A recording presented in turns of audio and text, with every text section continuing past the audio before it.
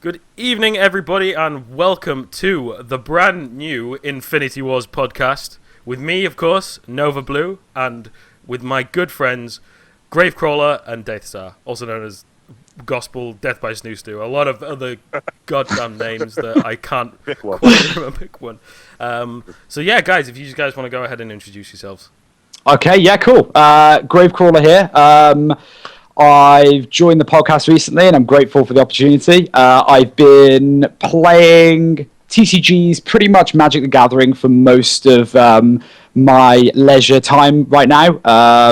But Infinity Wars has taken over that. The last week or so has also been taken up with a lot of just general Infinity Wars stuff. I stream Infinity Wars, and yeah, it's awesome. I love it very, very much. I think it's an incredible TCG. I've played other ones online beforehand, but this is the one that really grabbed me. I don't know what it was about the game, but art is one great thing. I think it's also just an incredibly good deep game, and trading. There's trading in this game. I can't express how awesome the trading is. So yeah, that's pretty much it from me. Awesome. All right then. All right. Formerly known as Gospel Gangsta, want to be known by DeathStar. Been playing TCGs. Oh my gosh, since probably Magic the Gathering first came out back in the early '90s. That is a long time. Yeah, it's been actually a very long time. It's been out for 15, 16 years now, so it's been quite a while. Long, actually. Yeah, it's old. It's been old. I've played with alpha and beta cards and things like that. Owned a few of the Power 9. If anyone has played Magic the Gathering, knows what those are. Black Lotus, the Moxes, etc. I even played on the Pro Tour, some Grand Prix. I was a Florida State champion one year. So my background has basically been TCGs, Yu-Gi-Oh, Pokemon. Please don't tell them, my friends. hey. We all did it. We all did it, yeah, bro. We all did that. Yeah, it's true. I also played Digimon. Nova's in my pocket with that one. I can only remember the theme tune from that. That's all I can remember. Digimon was so good. Digimon was so good. Yeah, Digimon was good. I also played some L5R. I played, which is a Japanese themed card game that lasted for quite a while. Kind of went away, and then went to MMOs. Started with EverQuest back when it first came out in '99. Played EverQuest 2, Rift. I'm looking at getting into ArcAge. I play EverQuest 2 occasionally. Not big on first-person shooter type games or anything like that, but you know, pretty much that's me. I will be starting streaming, if anyone cares, probably in the next week or so. No, we don't care. It's twitch.tv/DeathStar. It's X, because it was taken, so I had to spell it however they let me. It's X. So it's either those uber X's on either side, yeah. I love Absolutely, but it's basically DeathStar. Yeah. And I have a Twitter account. It's basically at DeathStarX. Yeah, I'll put them all in the links below, so don't worry, you can take a look at them there, guys, yeah. All right, and other than that, I've been playing Infinity Wars pretty much since probably December, and maybe a little bit longer than that. And have enjoyed it thoroughly. I'm really looking forward to the future of the game, and it's just been a great ride so far. Big up Team Tsunami. And Nova Scotia. Indeed. I feel so overwhelmed right now. You've got 2 QA developers, and I've been playing since Steam release. Like, Steam release was a great thing for the game. It was awesome. Yeah, it's really, really good. Except the first week where people whispered me being like, "You're a scum, you're lagging out my server," and I was like, "Oh." But after that, everyone loved it. Like, there's so many people that came into the game. That week was just incredible. It was crazy. When I had 350 people in my channel when the Infestation launched, that was just silly. That was silly. That was awesome. DP.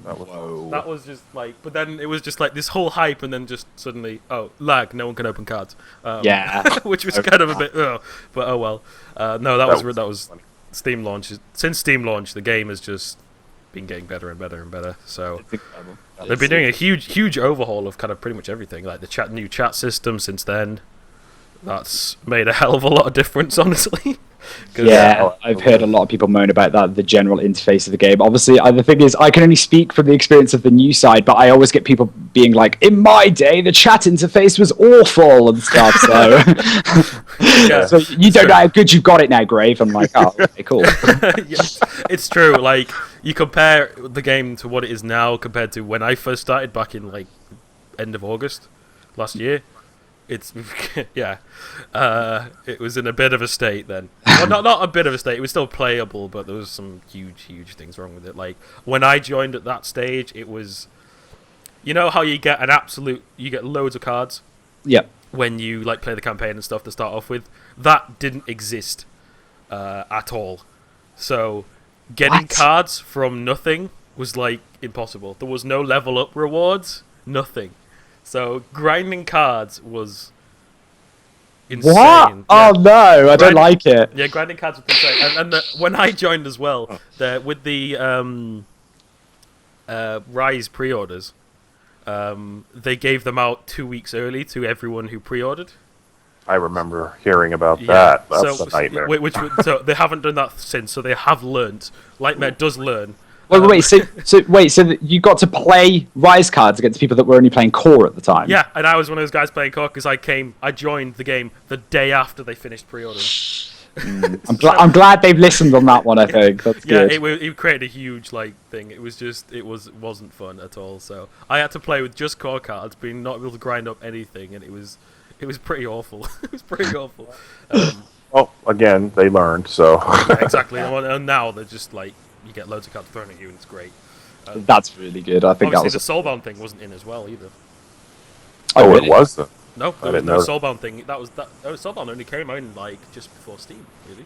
I really hope on that note. Obviously, I don't know what's coming up in the future, but on the general state of the game, I know we're maybe jumping a little bit, but you just spoke about it's fine. Yeah, I really do hope that there's some kind of future implementation of a system where you can pay an amount of money to unsoulbound things. I've got so many legendaries I want to go into. That was one of the things that I had suggested on the forums, is that it maybe not for in-game currency, but for Lightmare points. To make it so that, if you want to unlock a common, it's going to be a lot less than you would if you want to unlock a legendary. But the money goes to Lightmare, and it keeps them from getting involved in the secondary market, which no TCG should ever do. Yeah, exactly, yeah. So, I think that's something that I've been heard thrown around by some devs and stuff, so... Oh, okay. I think that's potentially coming. That's cool. And then potentially like a semi-crafting, fusing something system. I don't know. That's, as I said, I don't think it's even being worked on. But it's just the idea is being thrown around for people. It's cool though. I hope it happens. I can't wait to recycle the 100 conscripted malicious people from my channel. I know that I hate that card, and I just hope it gets recycled so I can get some actual decent cards. Like the system in Hearthstone where you can disenchant them or what have you. That'd be really good in this game as well. No, you're just gonna get foil ones. Yeah. No, that'd be good as well. Like you take you have to take 20 of a certain card and you can make it into a foil or something. That'd be cool. Yeah, it would be actually. GraveCrawler will actually have a set of foil conscripted militias. Yeah. Well, I mean, come on, I've got 70 tusked behemoths. What am I going to do with 70 tusked behemoths? On that note, though, would you allow for, this is more of a controversial point on that, would you allow for golds to be done, and would you allow gold foils to be done? Potentially, if you put enough into it, I guess. Yep. Potentially. Yeah. Potentially. But I think that it would probably have to be some exorbitant amount. For commons and uncommons, obviously, if you have a gold foil tusked behemoth, it's not going to break anything in the game. But if you had gold foil, let's say, coil primal hunters, so that would probably be a little bit more of an issue. But I don't think for commons and uncommons, and maybe even so for rares, I don't think that any of those implementations would be a huge deal breaker. All right, so aside from Star Trek, obviously, which we will be going over, guys, don't worry, we will get to that. Aside from that, what have you guys been doing this week within Infinity Wars? The latest patch is obviously something to talk about. The new card design layout as well. Yes, that's very much something that I think I've oogled that quite a bit. It's really nice. I like the little strip at the bottom. I think identifying things by faction rather than it just being that generic grey bar, I think is really nice. It makes the cards like, I want to just say pop that little bit more. It makes it cleaner. It's made the whole card itself just cleaner. It looks more like a proper card. Yeah, they put a little triangle in between the morale and cost, so you can see that a bit easier. But yeah, it just looks overall just better. I have a problem though. I feel like already, like I'm going to become like the Simon Cowell of this stream, where just you guys are like, I love this thing, and I'm like, no, it's awful. No, right, this is why. But like, okay, straight away, right? I'm colorblind, right? They've taken away like how common a card is from being straight away. I understand straight away. I know your rebuttal will be, yeah, but you can just shine over the card. But what if you're a lazy bastard like me that just wants to look straight away over the top there? It doesn't really work, right? Yeah. What do you guys think on that? Because the thing is, as well, is that like even if, let's just say, fantastical case scenario, there was a creature that was say even 100 in attack and defense. I think even then it would still have enough room on the card to show even the word legendary, which is probably the longest, right? Common and common. Yeah. Potentially, yeah.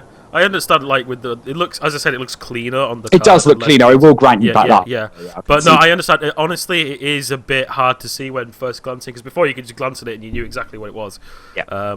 Now, it is... You kind of have to look at it twice, because the difference between the common card and the rare card is, like, a slight blue tint, and that's it. Like, it's not much at all. Obviously, you can tell the difference between the legendaries, because it's the full kind of logo, basically. Yes. Now what's Epic? Is Epic a purple version? Yes. Epic no, it's orange. Wait, no, that's legendary, isn't it? No, orange is Epic, and then legendary is like the full normal Infinity War symbol. So it's a bit hard to deteriorate sometimes just by first glancing. Yeah. Especially between the commons and rares, but. Yeah. But like it does look fundamentally better, I think, for it. So yeah, I think I think it does. And then along with that, obviously, we've got to talk about the search functionality as well. I quite like it. What do you guys think? The search function has that changed? What? That finding a game, matchmaking. Oh, sorry, matchmaking. Yeah, of course. Sorry, I thought you were talking about the search collection. I was like, what? Oh no. Oh God, no! Please, though, overhaul that a bit. Yeah. Honestly, it looks good. You like it? Yeah, it works better as far as I'm concerned. I haven't really played around with it since the patch, so I can't comment on it. But it's from what I saw, it seems like it's much cleaner than it was before. Mm-hmm. Yeah. Before it was just like you had to go to the bottom of the screen and hope you selected the right thing to get in the match. And this one really makes it clear what you're playing. Because you can actually, I haven't tried it, but you can actually queue 4 different decks up for 4 different modes. And then click queue. Nice. Which I think is going to be really good because I think it promotes different game types within the game. Because I know for me, normally I'm just like, let's just play some casual or ranked games. But whereas now I could be like, I want to search casual, ranked, and like say merged or something. Sometimes like a merge game, you take half an hour to get into a queue. Sometimes, so hopefully it's promoting the lesser known or lesser played formats. Hopefully, yeah.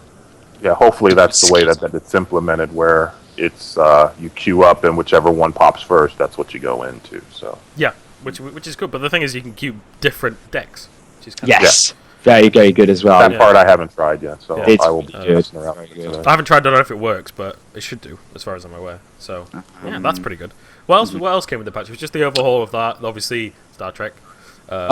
Guys, I think a letter can now spawn of a zombie as well. Remember, that came in the patch. Okay, yeah. It should have been in originally.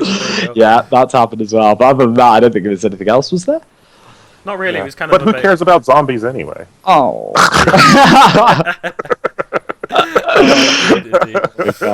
No, I think that's good.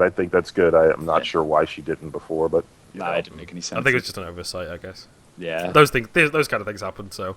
Yeah, of course, yeah. Yeah, so what else have you guys been up to this week, then? Go on. Go ahead. Right, okay. Working the bugs out of the I was going to say, it's like, you first. No, I insist, good sir. Maybe I'll become Canadian, like, I'm sorry, no. Then we never get anything done, no. Yeah, exactly. Yeah, we're here for another half an hour deciding who exactly. All right, basically for me, just been testing, since I'm part of the QA, to make sure that Star Trek was ready for release. And really not a whole lot of, I've been playing Infinity Wars kind of off and on because of the QA. So I really haven't been playing the main game a lot. I will be more going forward and testing the new set coming out, which is hopefully will generate a lot of hype. So much hype because of some of the artwork that we've seen on various streams. Obviously, don't know what the cards do, but there are just some really great things coming for IW, and so most of my time is going to be on testing. Every once in a while I'll get some regular games in, but mostly just trying to make sure that this next set is as good as it can possibly be, because we really need to push the game forward into the mainstream, because with release being, rumored for about a month or so, we want this game to be ready for prime time so that we can start, getting tournaments done and getting some pro people playing and, Spectator mode. Spectator out, man. the dream. I think once spectator mode hits, I think that will just open this game up tremendously. Oh, God, yes, I can't because wait. it'll be Especially for your tournaments, Nova, as well. Oh, yes, I've got so much. Or even if they don't, even if not so much spectator mode, maybe even a replay mode where you can go back and watch a game.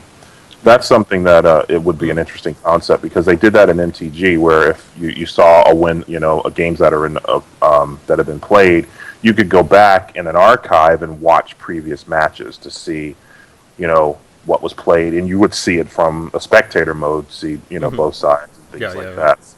So would you want this game to be pushed on that note, to be pushed more towards like a casual market? I know some people badmouth that term, but this game, do you think it's could be pushed towards that end, or do you think it's going to be pushed more competitively, so spectator games would allow for, say, casting of really hardcore tournaments? I'll let you go first on that, Nova.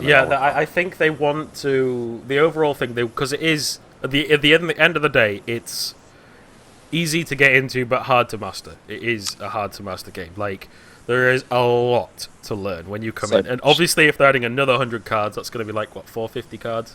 Yeah. It's going to be a lot to learn. And all the mechanics are a lot different from other card games. Obviously, the simultaneous turns, just that itself is kind of hard to get around.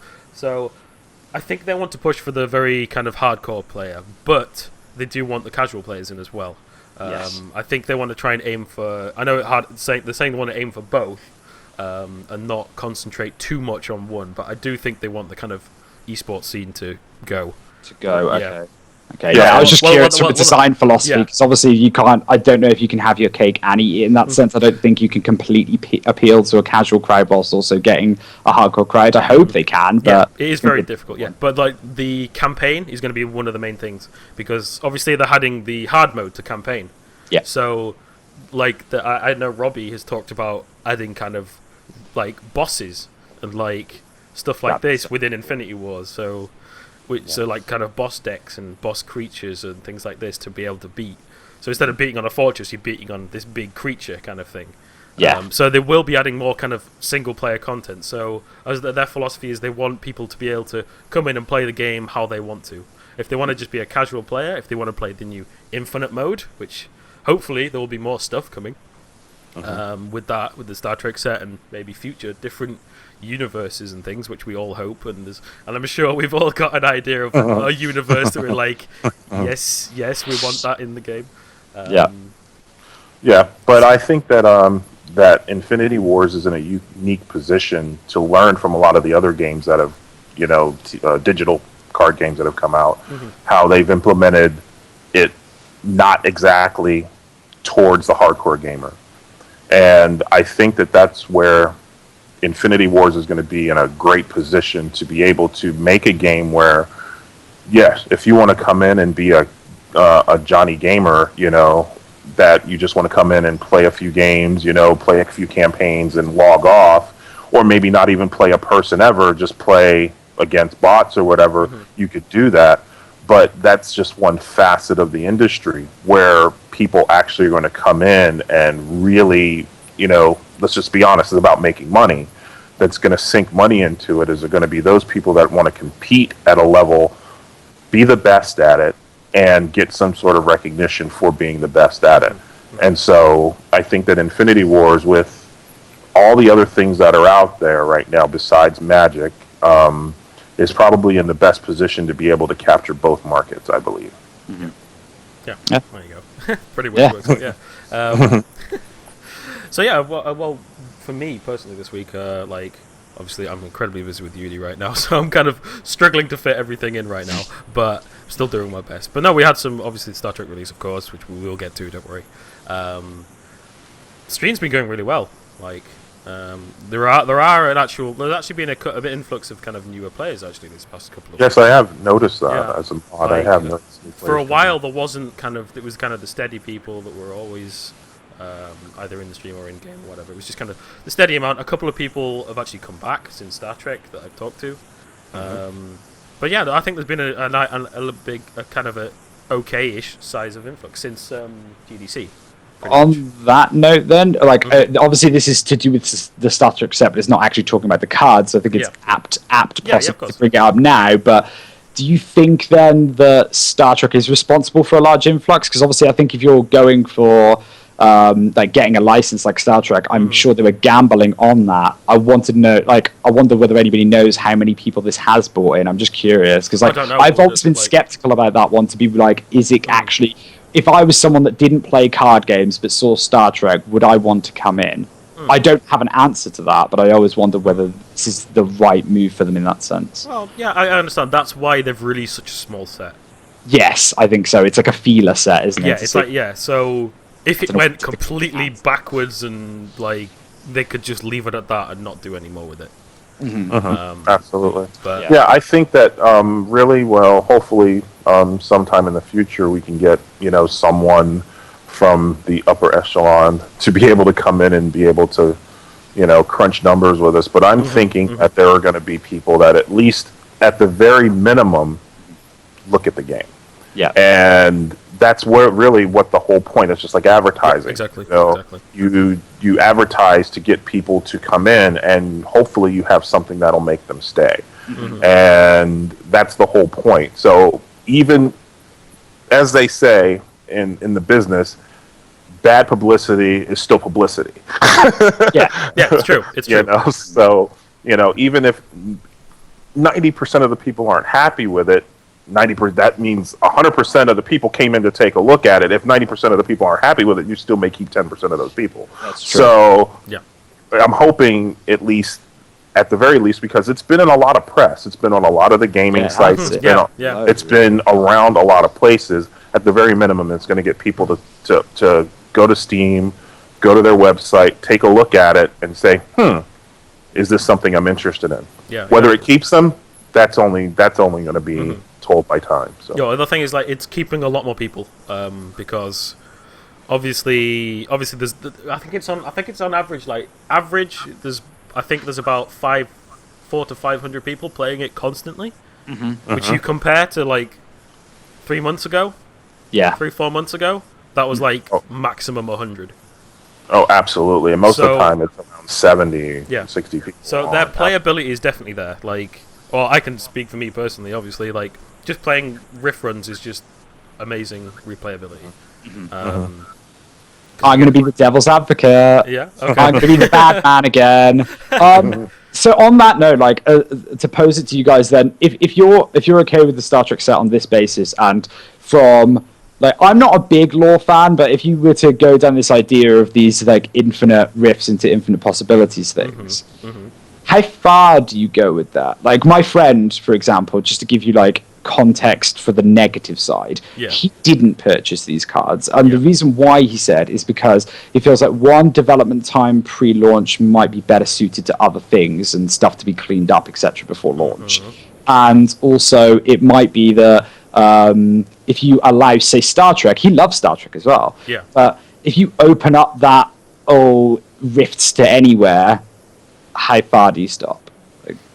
True, yeah. How far does that go? I mean, I love them, but it completely depends. How I've described this on my stream of what I've got from all the devs and when they talk to me like this. Basically, how I look at it, you've got the core of Infinity Wars, which is just all the normal factions, the normal ranked legal stuff, in the center, and then outside of that, you're going to have this infinite universe. So if you never want to, like, they're bringing in the infinite game mode at some point, which is basically normal play. where you can play any card, any deck, anything. Yeah. And then they're going to have another mode where you can play ranked but not ranked. So you can just play only ranked legal decks. So only the base kind of Infinity Wars gameplay, and then obviously there's going to be ranked on top of that. Yeah. So that's the way I kind of explain it. So if you never want to touch these cards, you don't have to. Yeah, that's fair enough. And if you just want to play ranked, that's fine. You never have to touch these cards. You never have to see them. Do you think it would change for you from a philosophy standpoint then if they became ranked legal? Yeah, if they became ranked legal, it was a whole different story. Yeah. Okay. Yeah, absolutely. And that would be a huge mistake on Lightmare's part. But for the fact that they're like this, it's perfect. I think the reaction so far. I'll see how the reaction goes over the next couple of days. But the reaction that what my prediction was before the thing, I was like, a lot of it, I can understand people's skepticism behind the Star Trek set. It's something new, something different, something that hasn't really been done before. I was one of them. Yeah, I was exactly. one of them. So was I. Really So was I at first. I still even do. I wasn't. I was excited about it, but yeah. But then I saw the finished cards on the QA, and I was like, wow. I think that when this comes out, a lot of people are going to regret not pre-ordering, and they're going to get some of these cards. And I think that the expectation was one thing, but the implementation turned out to be another, and they're realizing that, wow, they probably, they knew what they were doing when they did this, because as they have gone onto the forums, and hopefully the people that are playing the game are checking the forums on a regular basis. Yeah. They said that, what this does is allows them to explore other things. It's not going to affect what the base of Infinity Wars is, but will allow them to cater to those people who like Star Trek and other types of franchises we won't name. So I think that, in my opinion, when I first heard it, I was extremely excited, because if anyone knows anything about getting licensing and things like that, I don't know a lot about it, but I know that it's a coup for a company to be able to get a license to do something. And for them to be able to get this license shows me that they're actually more forward thinking than most. What I did was people were, when they were first talking about the state of the game and the Star Trek being introduced, a lot of people said that no other game would ever do that. They're selling out. I mean, just vitriol all over the place in regards to this. And I said, a lot of people who have been playing... Oh, sorry about that. Whoops. I guess I should have turned the phone off. A lot of people didn't realize that Magic the Gathering did something similar way back in the millennium ages ago with a set called the Arabian Nights, which was not their own franchise, which was not anything that they had ever done. Alibaba, etc. And Aladdin's Ring. Yep, exactly. And so what it says is that it's okay to go outside of your canon, so to speak, and do things differently. Had they done it since then? No, they haven't, but not the point. The point is that they had, and it was actually fairly successful, that whole block of antiquities is what it was called at the time. And it just that Lightmare has the ability to do that, I think, says a lot for them as a company, that they're not scared to push the envelope, which I think is a good thing. Yeah, definitely is a good thing. As I said, there is some skepticism behind. There's still some skepticism behind them, but absolutely. For collectors, just for collecting purposes, you should get them, because wow, the art. Just wow, the art. It's I know nothing against, especially Riker's beard, which should have been a card, by the way. But it wasn't. We'll take Riker, but I mean, everybody is pretty much spot on. And artists are, young man in the back. Skepticism incoming. The Grinch is here. There is one card. I'm not going to spoil it yet for later on in stream. Every other card, I completely agree with you. There is one card, and so people that watch my stream this morning will know what it is. I'm not a fan of the art, and I want to know whether I want to see what you guys think as well. We'll get But all the others stunning, really, really good. I think the art for this game, certainly since launch, especially if you look back now, the art's stunning. Like when I go onto, I don't know, like to look on third-party websites to see some of the old arts for even like core cards. I know they've redone a lot of the art, like Hungry Abomination kind of stuff. Man, they really have upped themselves in terms of like that polish and finesse that I think a card requires, and I think that's definitely starting to come out in these Star Trek cards as well, which is pretty interesting. I'm not really a big fan of Star Trek, and I still think they look cool. Yeah, I want my foil. I want my foil. Yeah, I'm not a huge fan of Star Trek, but I do like it. I do enjoy it. Yeah. And I have watched a lot of it. But there's a lot of little subtleties in there as well for like die-hard Star Trek fans that I think people will like as well. And I think on the note that we were talking about before in regards to like whether this was a good or a bad position, I think the other really, really positive thing that I think we all need to take on board is the fact that creatively they can go outside the box completely with these sets and maybe do rule sets that if they were to just stick to the existing factions within the game, it wouldn't be allowed. And the way that some of these cards have, like I love in Magic and DeathStar may vouch for this as well. Like, it's the same in this game. If there's stuff that somehow blends like the lore of a game and the feel of a specific card to the rule set, it's a home run for me every time. Like, absolutely, it's good. Absolutely. And they've done that well in this with a lot of cards, a lot of interest. Definitely, yeah, they have. So yeah, is there anything, guys, you want to add about the state of the game or? State of the game. The state of just the general meta and all that kind of things. State of the game, like if I'm talking about, let's just pretend like there's a timeline between now and the release of the game in a month. Let's just say, there's a couple of things like that I would really want in the game, like searchable trade windows. First and foremost, I need it. I demand it. I will have my searchable trade windows. Again, the colorblind thing's coming up again, I know, but it's like I'm in a window and I have quite a large card collection. And when people are like, can you give me this card? I'm like, yeah, give me 10 minutes so I can flick down and see absolutely. There. That would be really, really good. And the only thing I've got to go on is like little dots in the corner, otherwise having to flick through hundreds of different cards. So I hope that's it. That's one thing. The Forge might be another thing. I don't know whether it's like I think that's a way down the line. It's way down the line. That would always be nice.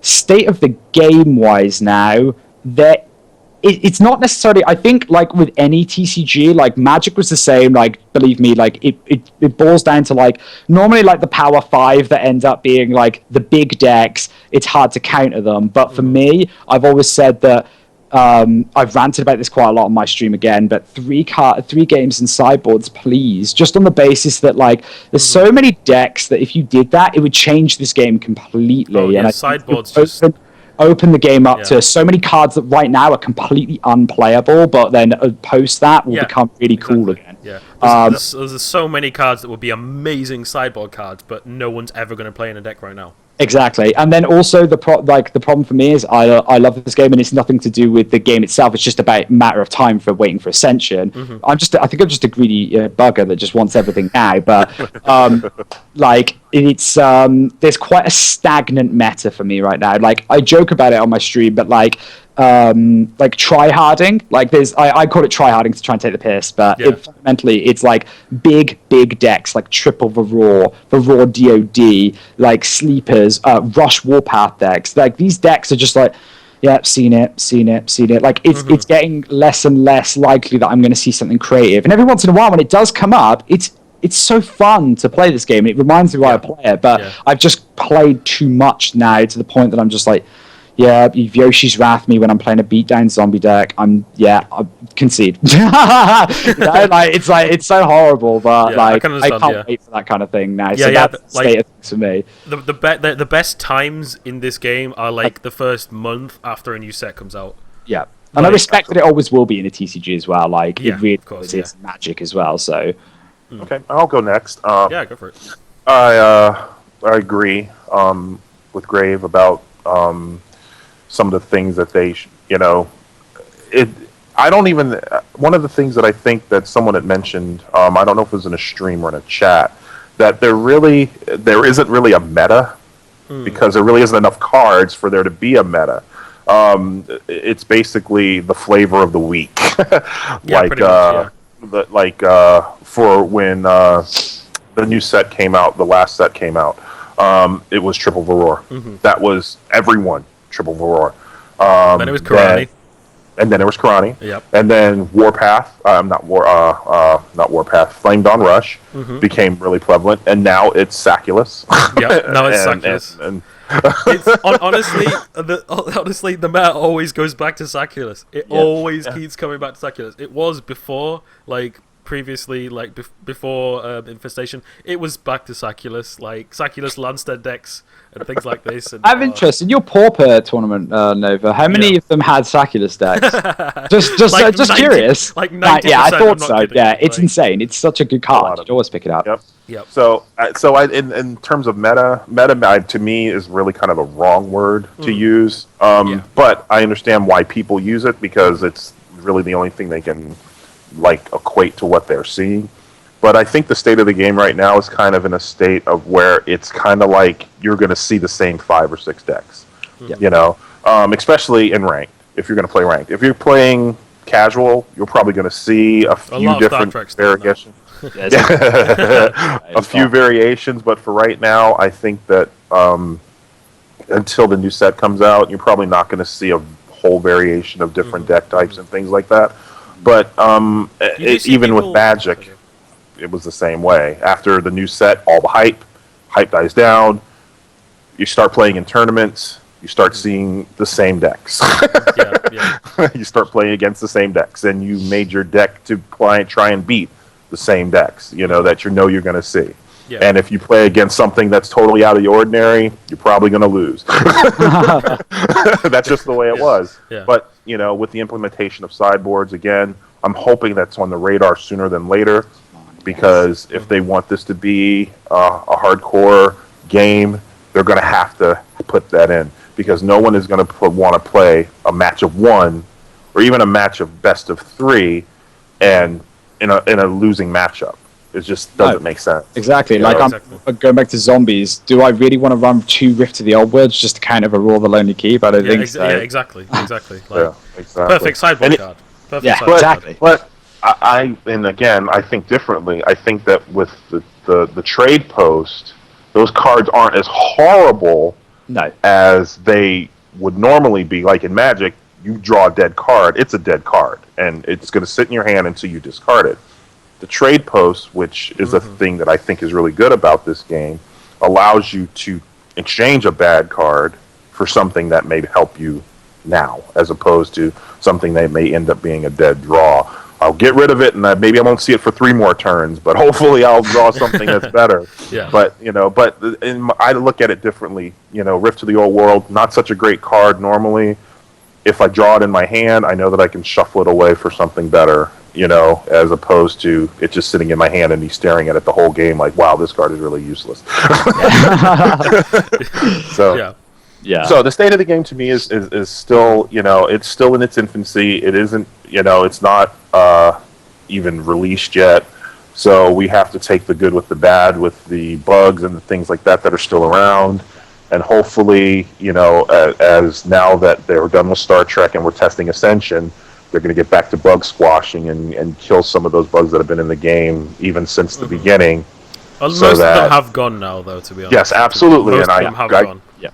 I am thrilled about that. That a lot of the bigger bugs are gone. There's still going to be some little itty bitty things, but I'm just, I'm confident that these guys are sure that these things are going to get resolved, and I'm sure that they're going to get resolved. So. Yeah.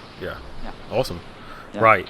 Shall we dib in to? Is it time? It's time. Okay. It's time. But yeah, let's talk. Actually, first of all, we'll talk about the actual launch of Star Trek last night. Because I obviously streamed it last night, going on my stream. Little rocky. But it was better than Infestation. Yeah, true. That's true. Well, that's true because that was just painful. Oh my god. I love spending 15 minutes hours later, wait, is it going to open? Oh, it didn't open. Yeah, there's always that sigh as well. Yeah. That was that was really bad. But like, there was a couple of things. A couple of cards apparently from some more sets of Star Trek cards that are potentially coming out were leaked.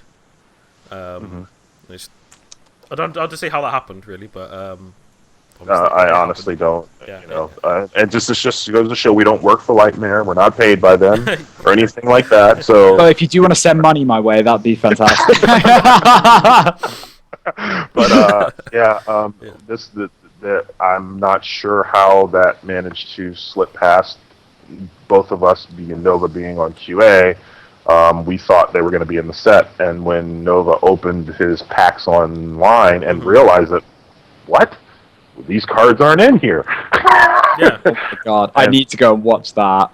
yeah, it was a couple of cards, so yeah, there was that as well. But then the fact that the other thing that it did annoy a lot of people actually, and it did annoy me a little bit. The fact that if you bought the blisters, you got potential foils, plat foils. But if you bought the set ones, you didn't get a chance of any of them. So, and I'm not sure how that was implemented.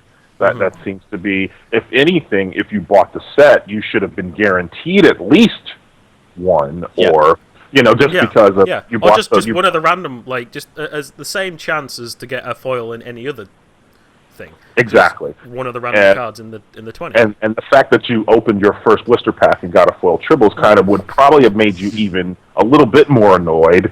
Yeah, exactly. So, like, in that fact, I would have just bought maybe, like, a full set of every card, so I had every card, and then just bought loads and loads of blisters. Because, as you know, I'd like my foils. I like my collectibles. And I think that it probably would have been better for them because blisters technically cost more than and the other flip side of that is that you couldn't get the sets with in-game currency. So I could use my in-game currency to get the flats and foils that you didn't get when you paid money. So that would have been a silly message, isn't it? Really? Yeah, that really in my opinion was a little bit of a rocky implementation on that, on how that should have been handled. But Lightmare is good about customer service, so we'll see where they go with trying to on that note, one of my streamers, my viewers on my stream rather, has asked me to bring something up regarding similar to this, but they wanted us to discuss basically like what we think about trading of Star Trek cards. Now, for me, the reason why I bring it up at this point with the whole ballista pack thing, as a curiosity, I ended my stream early today, and I went into Trade Channel and spent about 2 hours just being like, okay, let's get a feeler out so I can talk later on the stream about this. What's going on? What I think is happening right now is that these Phase 1 packs are being brought. People like me are putting money into the game. They're getting Phase 1 packs. You're getting guaranteed all the set. That's cool and all. But it means that you're getting redundant cards for trading after a while. Because if let's assume the vast majority of people have bought these packs, what is happening in chat now because of it is what's becoming the king of trades in terms of Star Trek cards seems to be unlimited, because you're not guaranteed unless you bought 20 alpha, thingy 1 packs, you're not going to get unlimited amounts. And foils, everybody's after foils because no one knew about this foils thing. So those two things right now are rocketing, and I don't think I could give some of the other cards away right now. Yeah, it's quite true. worrying. It's true. Like the rares and legendaries and stuff like that, they're kind of they are worth something. They're almost redundant. It's kind of almost opposite. So the legendaries are worth nothing, but the commons are worth a lot.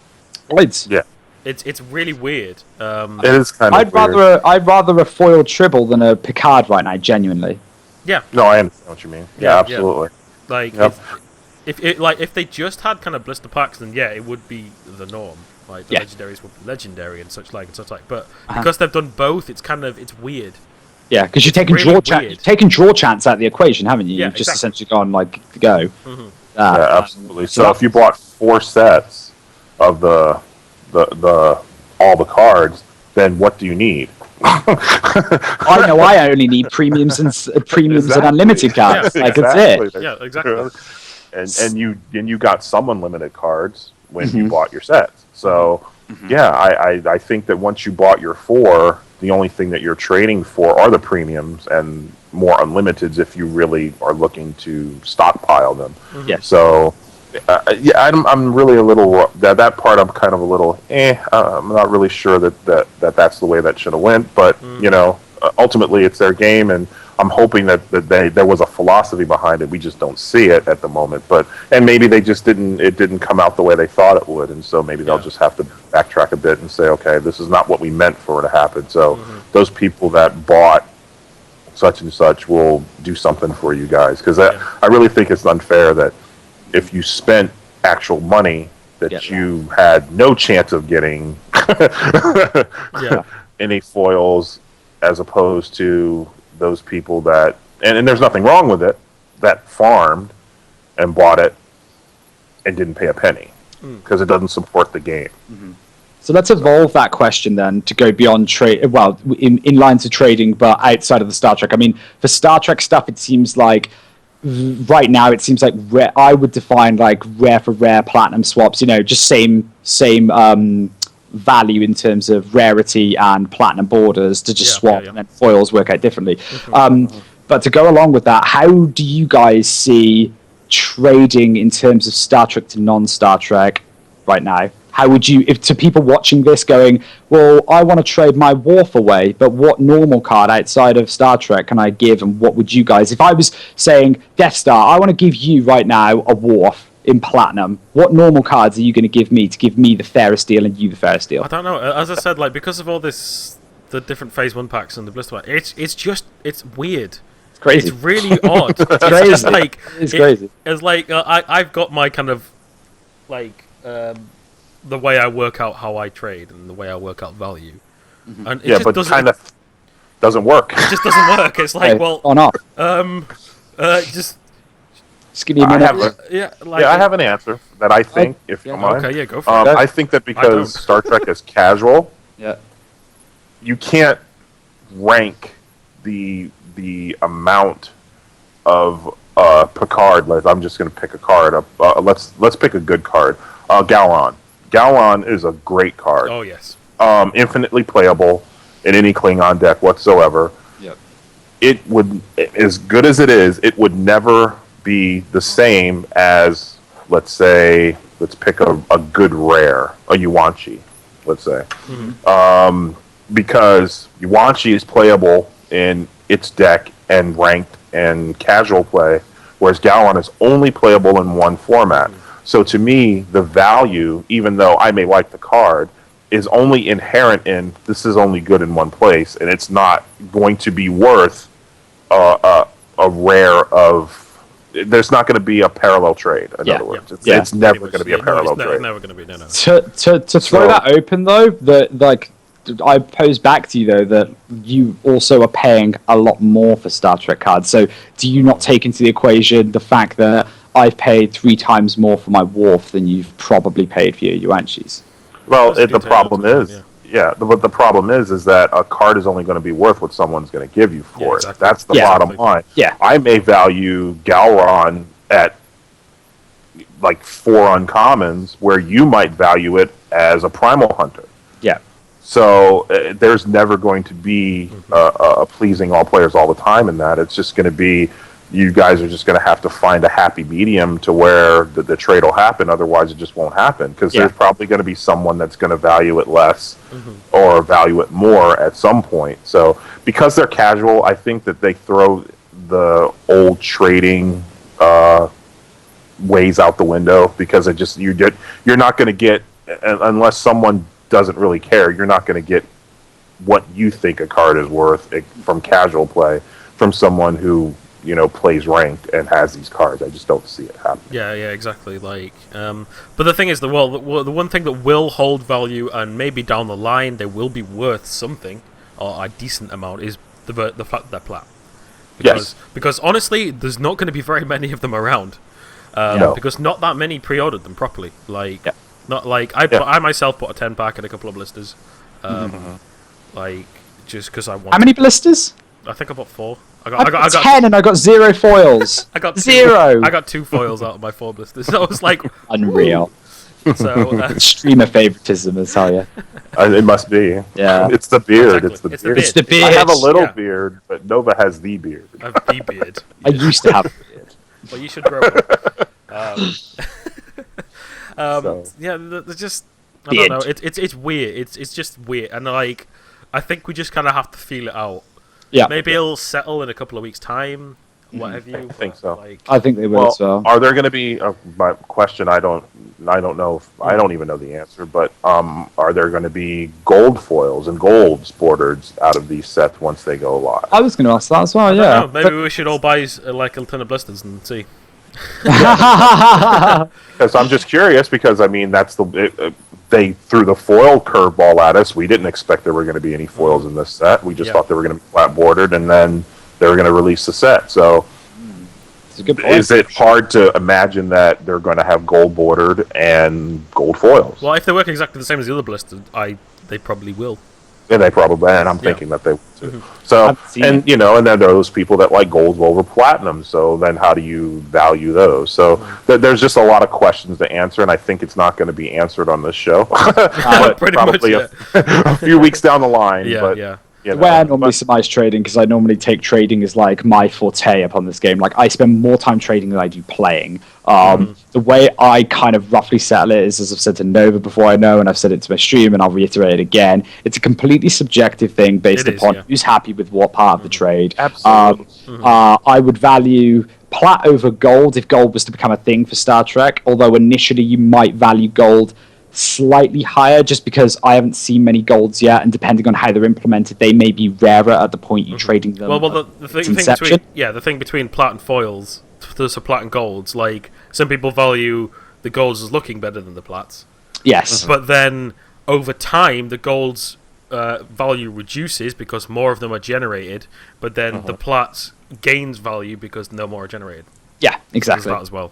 Yeah, but fundamentally, I'd say platinum borders are still worth more, and plat Oh, foils yes. are still worth Yes. king. And we have, and as DeathStar said, I think I completely agree. You just have to wait for field cards out, because also we're just taking like Star Trek as this amorphous blob of cards. Well, of course, within that, even if it is casual, metas are going to be formed as well. So certain cards are going to rise to the top, while others are just going to plummet and become nothing. So, absolutely. yeah.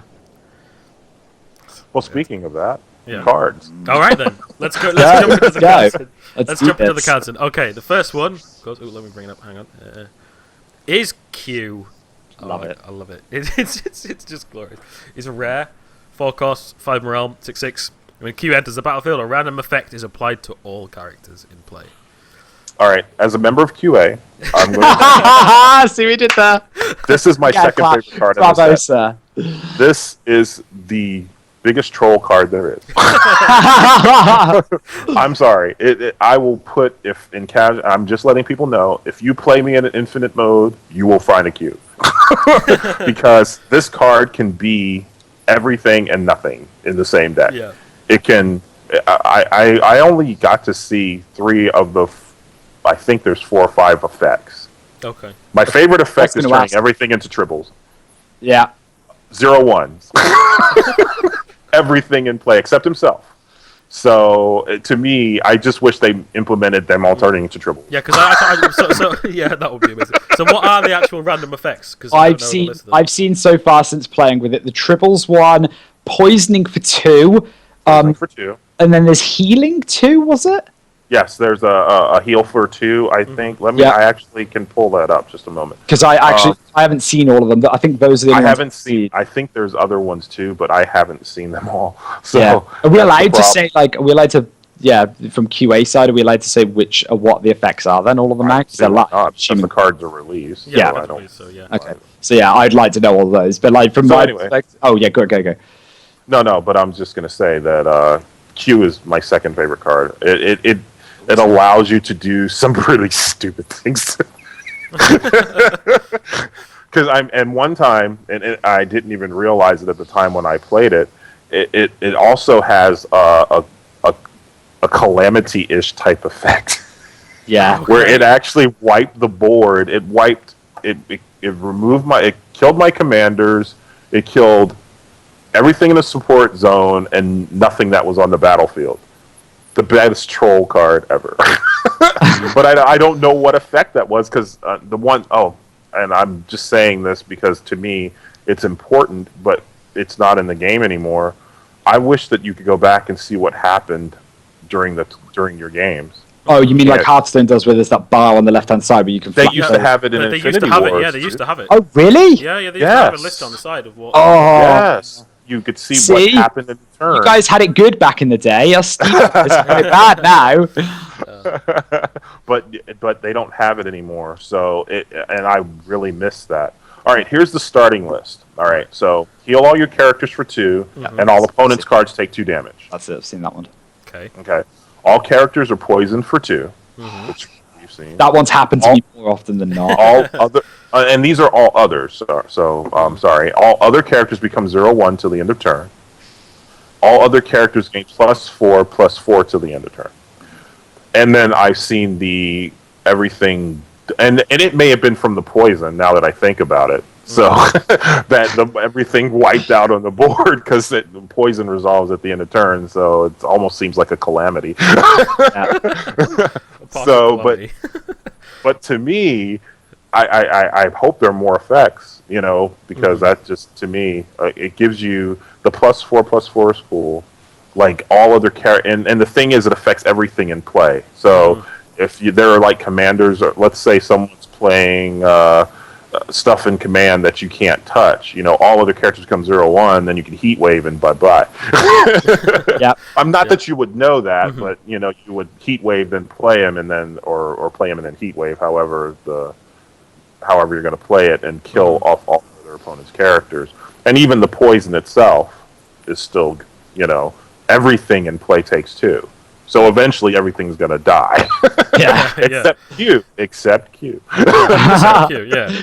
On the pseudo note of calamity, I had a game today with that, where basically someone turned the whole battlefield into 0/1s, but then accidentally resolved a wrath, so it just wrapped everything. And I was like, GG, sir, GG. Brilliant. It was so good. I love Q. Awesome. I think Q's a phenomenal card. Like, the random effects thing's great, its rarity's awesome. Everything about it just screams cool. And it's a great character as well. And the art. The art's really cool as well. I'm just staring at it right now. It fits him perfectly. It fits his character. Everything about it, and theme as well, because Q is always a random character anyway. So again, blending of theme and the actual lore of the game. So I think it's really good. Yeah. All right. Moving on. Tribbles and showing off my plat foil. Move on. I'm turning my back. People are obsessed with this card. I played it all day. It's not that good. It's not. Spoiler alert. Obviously, it's a 0/1. It sinks. It's just waste a card in your hand. There's cards like I see synergies but Grave Riker can buff it. No, it doesn't matter. It's not. It doesn't do. It's not efficient. It's not good, and it doesn't do enough. It's trolly. You guys love it in foil. No, the Grinch is here, guys. The thing is that I'm hoping. Please, Nightmare, if I'm not supposed to say anything, please don't strike me down. But I am thinking they're going to fix this card. This card is not, in my opinion, in flavor of what a Tribble is. It's really not. But hopefully, some of the ideas that we came up with will be implemented with it. So Tribble may not stay the same. So just keep an eye out on it. Yeah, I'd love to see you play it out. If you have 2 Tribbles out, a Tribble is generated every turn. Yeah, every Tribble you have out or something. Just to make it overwhelmingly silly. My suggestion was I had 2. Yeah. For every Tribble in play, you can summon a Tribble, which makes sense because Tribbles, that's the whole thing. They just multiply. Yeah, exactly. Other suggestion, which actually would be more in flavor with the Tribbles, is when you play a Tribble, your opponent gets a Tribble in their deck. That's cool. Okay, but that means if they play a Tribble, they will put one in your deck. So, atrocity. That's the point. That's actually awesome. That's awesome. That to me that would make sense because they just take over everything. So the turn that you wish you were that calamity, I got a Tribble.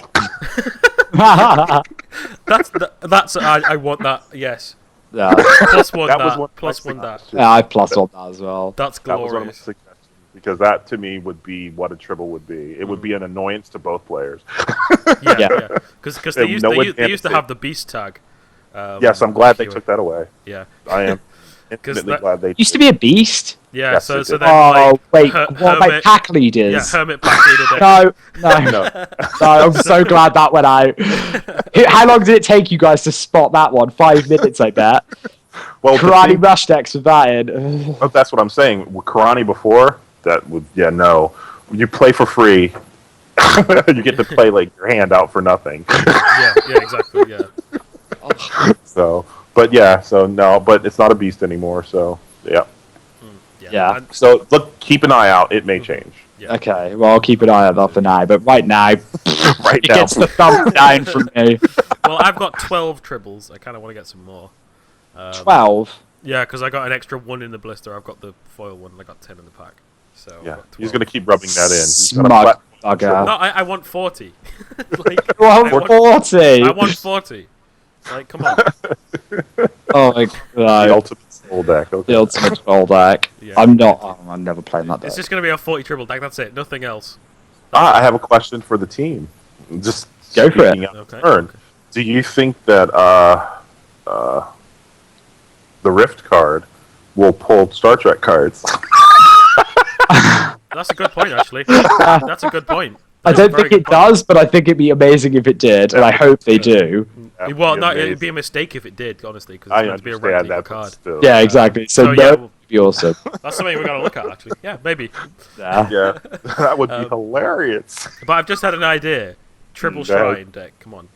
Oh my god. Ah, Triple Shrine. I haven't made it yet. I'm going to make it.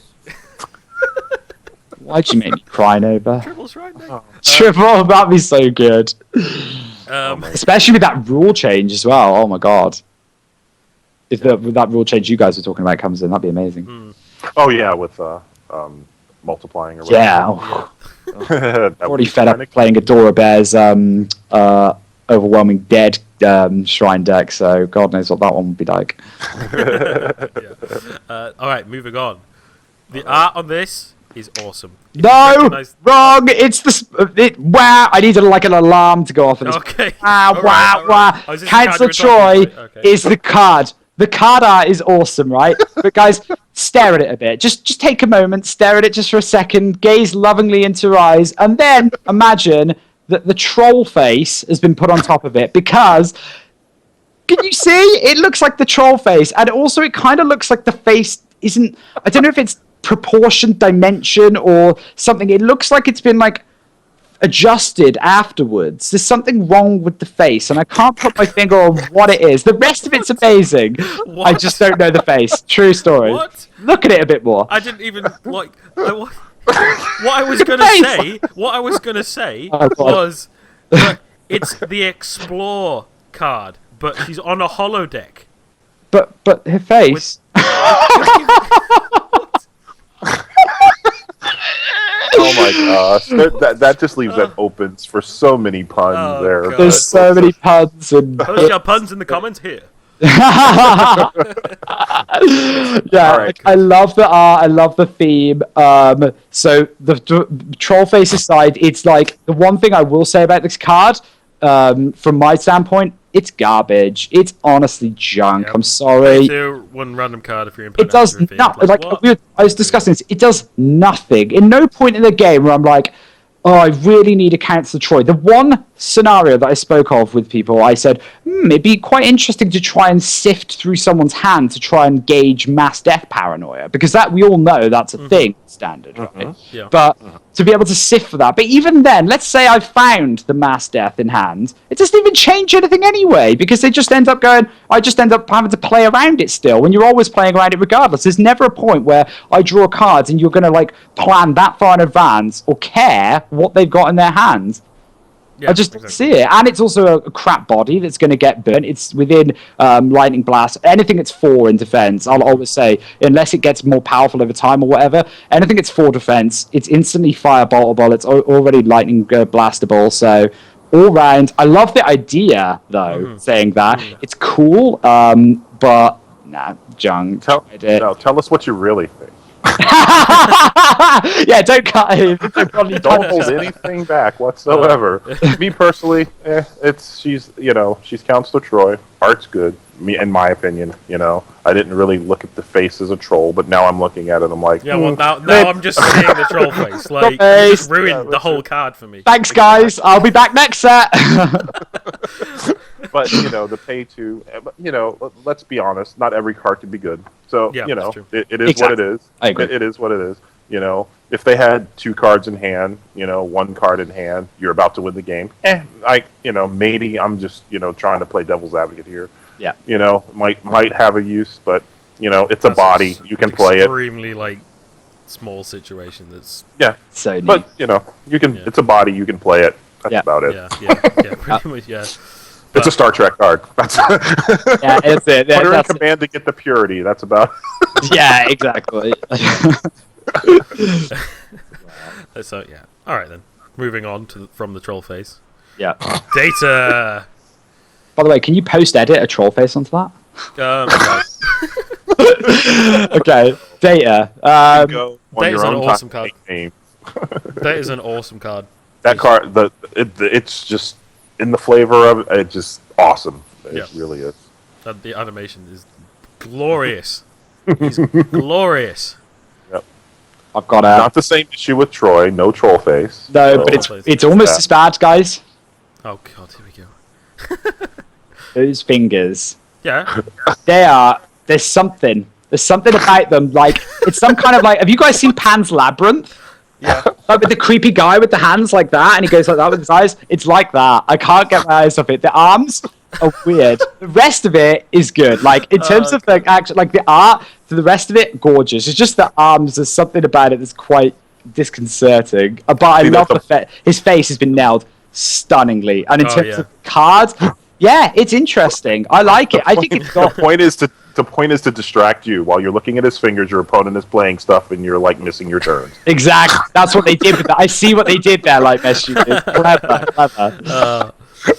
As a card, though, it's good. I think it's interesting. I think obviously, people will straight away be like, "Well, Genesis is an obvious home for it." Anything that's got artificial, it's cool. The only problem is that it's exactly. Oh God, no. Oh. Thinking about that, but it's the only problem is it pigeonholes you into a certain archetype. It's not very you can't really. Yeah, but a lot of cards do that. That's fine. Exactly, that's what I mean. So it's good. I think it's fine. The only problem is that again, it's one of those cards that I would like it in command zone, but it's going to end up getting burnt before it becomes useful. Probably, if people are running the right kind of removals. That's my only gripe. Other than that, it's probably a better main deck to be fair. Yeah. Yeah, I think it's a good card. Command is great, but it probably doesn't work from command. If it did, no, it doesn't. It says it's on battlefield, so it doesn't work. Yeah, exactly. Yeah. So you're gonna have to play it anyway. So maybe just better main deck. So just put 3 in the main deck, you'd be fine. Yeah, absolutely. Because the reduction is still, for Genesis, the 1 reduction, that's and the thing that it is all artificial characters and artifacts. So it allows you to even dip into some other places with them where maybe you wouldn't be able to play them. The cost of artifacts. Not that other factions have a lot of artifacts. Well, actually, the only other artifacts you'd be able to play with this, if you're playing with Genesis, would be what's the cost one called? The one that gains every turn. What's it called? Oh God, that's so. Don't do that to me. Hang on. Now we all got to go back and to the list. Mechanism. Got it first. Yeah, I win. there you go. Yeah, you can because obviously if you're playing Genesis, then you're going to be only using. You can only use 2 purity. So you've got 2 purity Genesis, 1 purity Federation. So Federation. Mm-hmm. That's the only one you'd be able to play, unless you're playing 2 purity of another deck. Because that's what I'm saying. Purity, so. Yeah, there are not a lot of artifacts in other decks, but maybe it'll make Exiles better. Them crappy artifacts that cost way too much. Yeah, maybe. So no, but Genesis is probably the logical choice for this card. Yeah. But just playing him to play an artifact for less, which is pointless anyway. Absolutely. So yeah. So I don't know why we're discussing it. It's pointless anyway. Yeah. So Genesis is probably the one. Yeah. Well, the whole point is trying to figure out where he would fit in all, if he even fits. Even if it's a bad fit, it's still a fit. So Yeah, exactly. Yeah, exactly.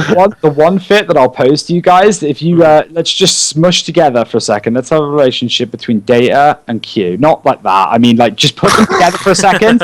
Add Landstead as a card.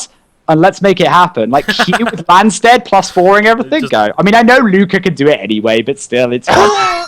Yeah, it's way cooler. Theory crafting is for another episode. Love it. All right, then. Here we go. The stare. The master of... This stare just goes straight through you. It does, doesn't it? It's perfect. Yeah. It looks like Patrick Stewart's, like, modelling shot. You know, like, they always have those modelling shots from actors with He's, young... like, leant a bit to the side, like... It's really well done. Face, but yeah. It's insane. Oh yeah, I can't see your face. It's insanely well done. Oh yeah. The art's gorgeous on this one. It's done perfectly. Martin Johnson. Yeah. Wow. Yes. It's just good. As a card, I quite like it. Okay, it's what Stumble used to be, but a lot more costly. Oh my gosh, what it used to be was broken. Oh yeah, it literally was. Oh, was it bad? Oh, Stumble. No, it wasn't bad. It was good. It was insane. Too good. Yeah, Stumble used to be a 3-cost. Put any character under 7 cost and back into your opponent's hand. What? Yeah. Oh no. Maybe I had it good then coming in Steam. But Picard, the way that someone described it to me in my stream today, and I love it, it's kind of like a pseudo patient zero. That I completely agree with, but in some ways it's better, in some ways it's worse. Like, it pays less, but it doesn't deal with the problem permanently, which I like. So there's this kind of like flux where you've got to deal with it at a certain point, or obviously it'll end up coming back and dealing it again. However, obviously against matchups where there's graveyard manipulation, it's a positive. You're dealing with it, you're not dumping it into their graveyard to give them a way to res it up again. It's just back in the deck, go away. Exactly. See it. And it's one less, which is incredibly important. So I think I'm being 6/6. It's pretty safe-ish command as well. So exactly, it's a perfect command zone card. I played it today. I like it. It's pretty decent. It's pretty powerful. It's a very good late game card, and it's pretty powerful. Leave it on safe. Yep. Yeah. Just keep shuffling stuff back in. But the thing is, like you shuffle anything like over 5 cost, it stumps the opponent like backloads.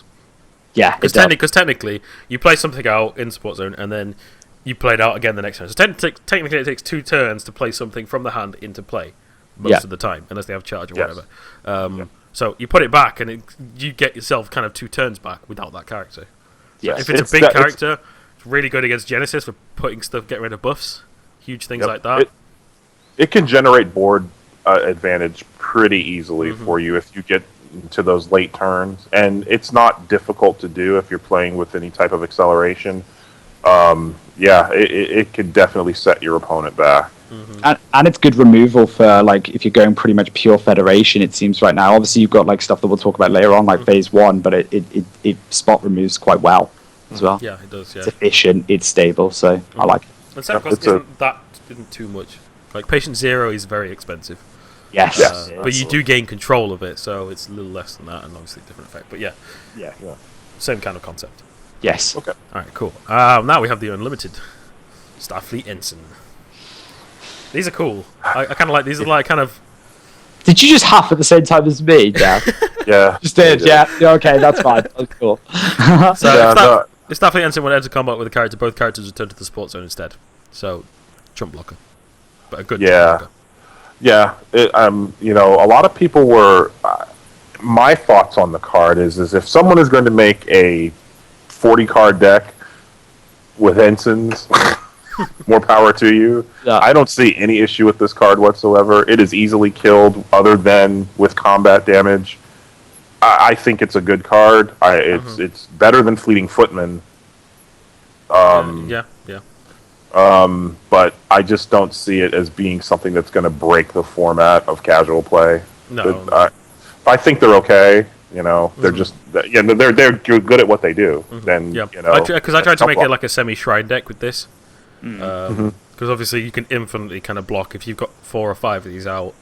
Oh yeah, and you're not playing against Varroa with a Heatwave, because I think that's going to be coming. If this becomes a thing, Heatwave will just be the meta for this. Just like absolutely. Heatwave, bye. Bye. For war, having another answer Yep. to something impossible. But yeah, I don't see this card being an issue. I think it's basically a chump blocker. I mean, putting someone, if you're gonna make this around a deck around this, 2 per turn is a really bad clock to put someone on. Yeah. Someone had mentioned something giving them a jetpack and infinitely block. I'm like, and Yeah. so you're going to have 3 flyers at most with give them a jetpack. Yeah. I just do not see this. And that's being taking you 5 a resources, 2 cards from hands to do it. Yeah, I don't exactly. see it being a meta breaker at all. No. There's no wrong. I don't have an issue with the card. I think the card is good. Does what it does. It's fine, but it doesn't light the world on fire, does it? Really, it's not that great. It's But it fine. isn't unlimited, so if it was amazing, then it'd be silly. But yeah. The question I pose, which I haven't really decided yet, is the how irrelevant or relevant is the morale cost loss on it? I don't really. Does it need to be 0 when it's gonna like end up blocking stuff infinitely anyway? Or It's honestly, I think it's fine. If Yeah, even if they brought it up to 1, it's still okay. yeah, it's okay. I don't see it being a something you, like I said, build a deck around Starfleet ensigns. I just don't see it as being No, it's not good. It's a just, 0 morale loss is really. you can buff them up as much as you like. It's still going to not do anything. So it's just going to protect them from a heat wave. That's it. So So right. yep. So Here we or go. you can do 2 a turn. yeah, exactly. Yeah. So USS Enterprise. This card was changed for the better. It used to be an artifact. My baby. This is is so good. It's so cool. I'm not going to say broken because I hate using that term, but it served me so well all day. It is crushed people all day. There's so many little things that you can do with this deck, this card rather, and it's also just fun. It's just plain fun. It's hard to remove. It's hard to do anything with, and it's just fun, and it's got flying as well, so it does everything it needs to do. Yeah. There's nothing else really to say. It's just the only problem is that if you're thinking in terms of how competitive it is, obviously it then goes into the realms of is random chance in terms of it recruiting, is it efficient? That's the only thing that I'd pose. I can tell you. I can tell you when I played against it. When I played against someone that was playing it, it literally I was playing a different Star Trek deck, or not Star Trek, but Klingon deck. It literally took out all my good cards every single time. I'm like, really? Yeah. Really? The Enterprise can just go in and just take my good cards out of my deck, like Barter Golems and stuff like that. I'm like, really? So I was kind of like, wait, that's really bad RNG. But no, it's actually a good card. I like it's actually a good card. Well, it is good RNG because it is beneficial to you, but it just depends on how beneficial. So yes, absolutely. Yeah. So absolutely. It's great. So the way it works, if you can't quite read the text on the cast, instead of dealing damage to the opponent's fortress, the USS Enterprise recruits a character from your opponent's deck. So yeah. Oh, actually, I wonder if you actually buff this up, does it actually do damage? It doesn't do damage. No, it doesn't. No, doesn't. I've already tried that. Sadly. Yeah, okay. Yeah. Well, that makes sense, and that makes sense. Yeah. The fact it's only 1 morale though is a bit really strong. Yeah, because even when you remove it, it's not like it's even going to make a dent in the morale. Yeah, exactly. I think it should be really large. Like, it should be quite large, I think, probably. Yeah. Maybe 7 or 8, maybe potentially. Yeah. Like that, I would be kind of even, I think. I'm not sure the philosophy behind it, but it again, it's not game breaking that it's only 1 morale. So it doesn't And the animation is gorgeous. Really, really good. It's Very gorgeous. good. What do you think about the theme of the card? Do you think the rule set reflects the Enterprise as how it was in the program, though? I think it does, but it's like, I don't know. I did, when I heard about the piloting skill thing, I was quite interested by that. I'm assuming this card changed from piloting skill. I don't know it, but I'm assuming it had, I really am on the fence about them taking away piloting. I didn't mind the mechanic. The implementation was a little rocky, but, neither here nor there now. I think that in the flavor of the card, because it is an exploring, it was never meant as a battleship. It was an exploratory ship. Mm-hmm. So it going out and seeking new life, which would be the cards from your opponent's deck, fits the flavor of the card, in my opinion. Yeah, it does, yeah. And it even says the full spiel on the card itself. Yep. Yes. If you want to take the time to read it. Yeah. Flavor that. So, it does seek out new life and new civilizations. So that's exactly what it does. Yeah. Yes. Seeks out new life and steals your opponent's cards, I should say. So, but yeah, I like the card. I probably am not going to play it, if I played it, but it's still a good card. So. Yeah. Awesome. I'm going to be playing it. It's one of my favorites. Yeah. It's good. It's a very good 2 purity. It's worth going 2 purity for in command. So Yes. Yeah. Oh yeah, I was going to say also prerequisite command zone. Oh, so good. Yeah, exactly. Oh yeah. Right, Riker's beard. I'll let you talk about this one first, though, because I feel like the beard connects him to you first, so you can talk about it first. Well, he's really cool. He's really cool. When Riker deals damage to Punch Fortress, all characters in your Assault Zone gain +1/+1. So it's permanent as well. Obviously, he has to put him in the back. He put him in command. He is 4 cost, so he's quite a lot for 6/6. But I think granting his ability, like if you manage to combine a Riker rush deck with Flame Dawn, that's kind of cool. You stick this with Aspirants. That's pretty cool. You play this turn 4 instead of a Bromwich. It's like a Bromwich that gets better the more he attacks. Yep. And I think also the buff applies to him too, doesn't it? It says all characters in your assault zone, so he applies to actually him as well. Yeah, as well. yeah. So that's actually not a bad combo with those 2 factions. And plus, he's not as easily killed, at being at 6 cost. Yeah. He's no Bromwich, but combine him with Bromwich. What's to say you can't do that? Yeah, exactly. Like a Bromwich Riker command, I could see that. Absolutely. Instead of playing Bromwich turn 4, play him turn 4, then play Bromwich turn 5. That's a pretty decent clock. And now all your aspirants actually have a little toughness to them instead of being so weak. Yeah, exactly. So I don't see it as a bad card at all. Or potentially combine him with GI, give him a jetpack. Yeah. That could also be extremely powerful if he's not Absolutely. contested. Yep, absolutely. You're correct. He's a great card. Yeah. He's a great card. Yep. Yeah, he's fine. I'm not sure it fits with Riker himself. No, that was what I was going to bring up, is that I don't think it fits with the theme of Riker, and also from playing it, what tends to happen in a lot of counter decks is that a lot of things, you guys are talking about how it's like a pseudo Bromwich, but Bromwich at 10 is still the difference between 6 and 10, obviously being 4, but still it's huge in terms of the meta. So much stuff can block Riker right now on its first turn. Sure, once it's allowed to build up, it becomes really, really potent, but there is a point where he's very susceptible to a lot of that's why I do. I don't know if you guys do this, but I do this with some of my commands. I put kind of options in my commands. So I'll have one card that's like a 2-drop, whatever, blah blah blah, or something, another drop, and then I'll have 2 cards of the same cost, which are 2 different drops. A good example of this is my Flying Ram deck, because in command I have a Elator, Splitterbot, and Flying Ram. Okay. So I look at the opponent's deck and I go, okay, will my Ram be able to hit turn 4? Mm-hmm. And then the other thing I think is, do I need to defend? If they're playing a rush deck, do I need to defend? If I need to defend, I start buffing up the Splitterbot with the Elator.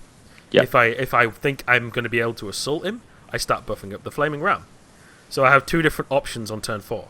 Mm-hmm. So if you apply the same theory to Bromwich and Riker, you put both of them in command. If you think Riker is definitely going to hit on turn 4, play him, because he's going to do so much more. But then if you think, okay, well, I kind of want the Bromwich's power just to go out and do it, so you play the Bromwich instead. The only problem with that, though, is I feel like it doesn't, when you go 2-4 things like that, is it doesn't fit into a curve well, because once you play one, the other one, when you play it the next turn, I don't know why, I know it's not a big deal, but obviously then unless you have a 1-drop, you're also wasting that. Yeah, but if you're playing Flamed On, you're probably going to have us. Yeah, exactly, yeah. So I think that would be I definitely agree that Riker's natural fit seems to so far be that, or possibly Genesis against anything with numbers, really, because you're obviously a Genesis Scouting Mission Luca deck with Riker would be quite cool. Exactly, that would be phenomenal. Yeah, that'd be quite cool. Yeah, or maybe Riker Lanster deck, do it. Yeah, Riker Lanster deck. Can't forget Q. Can't forget Q. Also, also, is his phaser set to stun or not in this picture? Do you think? I have no idea. Also, I just want to point out for the recent Star Trek films, flares. Oh God, is there? Oh yeah. Oh, no more flares, no more lens flares, please. I think this is the only one, though. I think. Okay, I hope it's not. So it's fine. It's fine. It's a phaser flare. It's not a sun flare, so that's okay. Yeah. Anyway. Funny. All right. First dual purity of this set. Worf. It's just badass. Sorry. Yes. Badass. Yep. Yes. Yep. Yes. Yep. Absolutely. Like this card. Dual purity, which fits perfectly with Worf. He's a beast, so he's a 14/12, so he's a big, beefy ass dude. And pay 1, Worf gains 2 power at the end of the turn. Can you do this more than once every turn? Yes. Yes, You can do exactly. as Well, many there you go times. then. It's great. Yep. He can Yep, just you be a can do it. huge powerhouse then. Yes, Yeah. absolutely. Absolutely. The only problem is, though, is that with him being one of each, then there's so many good 2 purity cards in both factions right now, is that you kind of have to lend yourself to a choice. Also, there's only one way to say it. I don't like his forehead. I don't. Subjectively speaking, I don't like the theme of Worf's at all. But as a card, he's really good, and I really want to see. Once Ascension comes out, this has already been spoiled already. Like basically anything like you guys were speaking before about giving him a jetpack. I think something like swift striking, double striking it essentially into. Oh my god, like that is screaming exploit me. Or give him unstoppable or something. Like. Exactly, anything like that is just actually, like wow. unstoppable Batleth. Ooh. Ooh, that's a nice combo. Uh-oh. Because he kills one without. Yep. I think he's just nice. I think he's really good. The only problem is, like, but then you could say this about so many cards anyways, that he creates a target for himself, and so much stuff can remove creatures, which is what, when we were talking earlier about kind of like the state of the meta in Infinity Wars in general, I think one of the reasons why we're all so powerful right now, why Worf as a card is going to get countered a bit sometimes, is that this is a really creature-heavy game, fundamentally. It very is creature-heavy, and Worf, I'm just worried about, like, what happened to me on more than one occasion, not just once, I wouldn't say if it was just once, several occasions today. I got annihilated, I got mass death, I got death raid, and all of that was made worse by the fact that I'm there, like, giggling like a school child, like, hee hee hee, I'm going to buff him up, sink all your mana into it. Oh, he's dead, 3 mana. Like, it makes you sad, but the card is good still. But yeah, if you go down that route, it's just like with any creature, you know, that you have to, you know, put some resources, either the amount that it costs to cast, or the fact that you have to sink resources into him to get him to do anything. You know, I personally would never put all my eggs in that basket, you know, if he dies. And if I did, I would make sure that I had something in the backup. Deflect. Necessary. Deflect would work, absolutely. Would work well. But I think that once they implement the dual purity system where it counts as the purity in command, I think that will change how this how it's effective. Because I think he would be awesome in command, straight from command. Oh yeah, he would definitely. Yeah, definitely. That's where he fits best. Yeah, that is where absolutely. Fits best. Agree. Okay. All right, cool.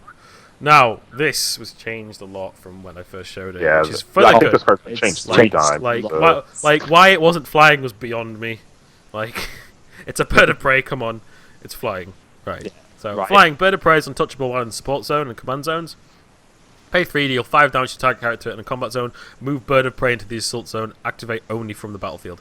That's awesome.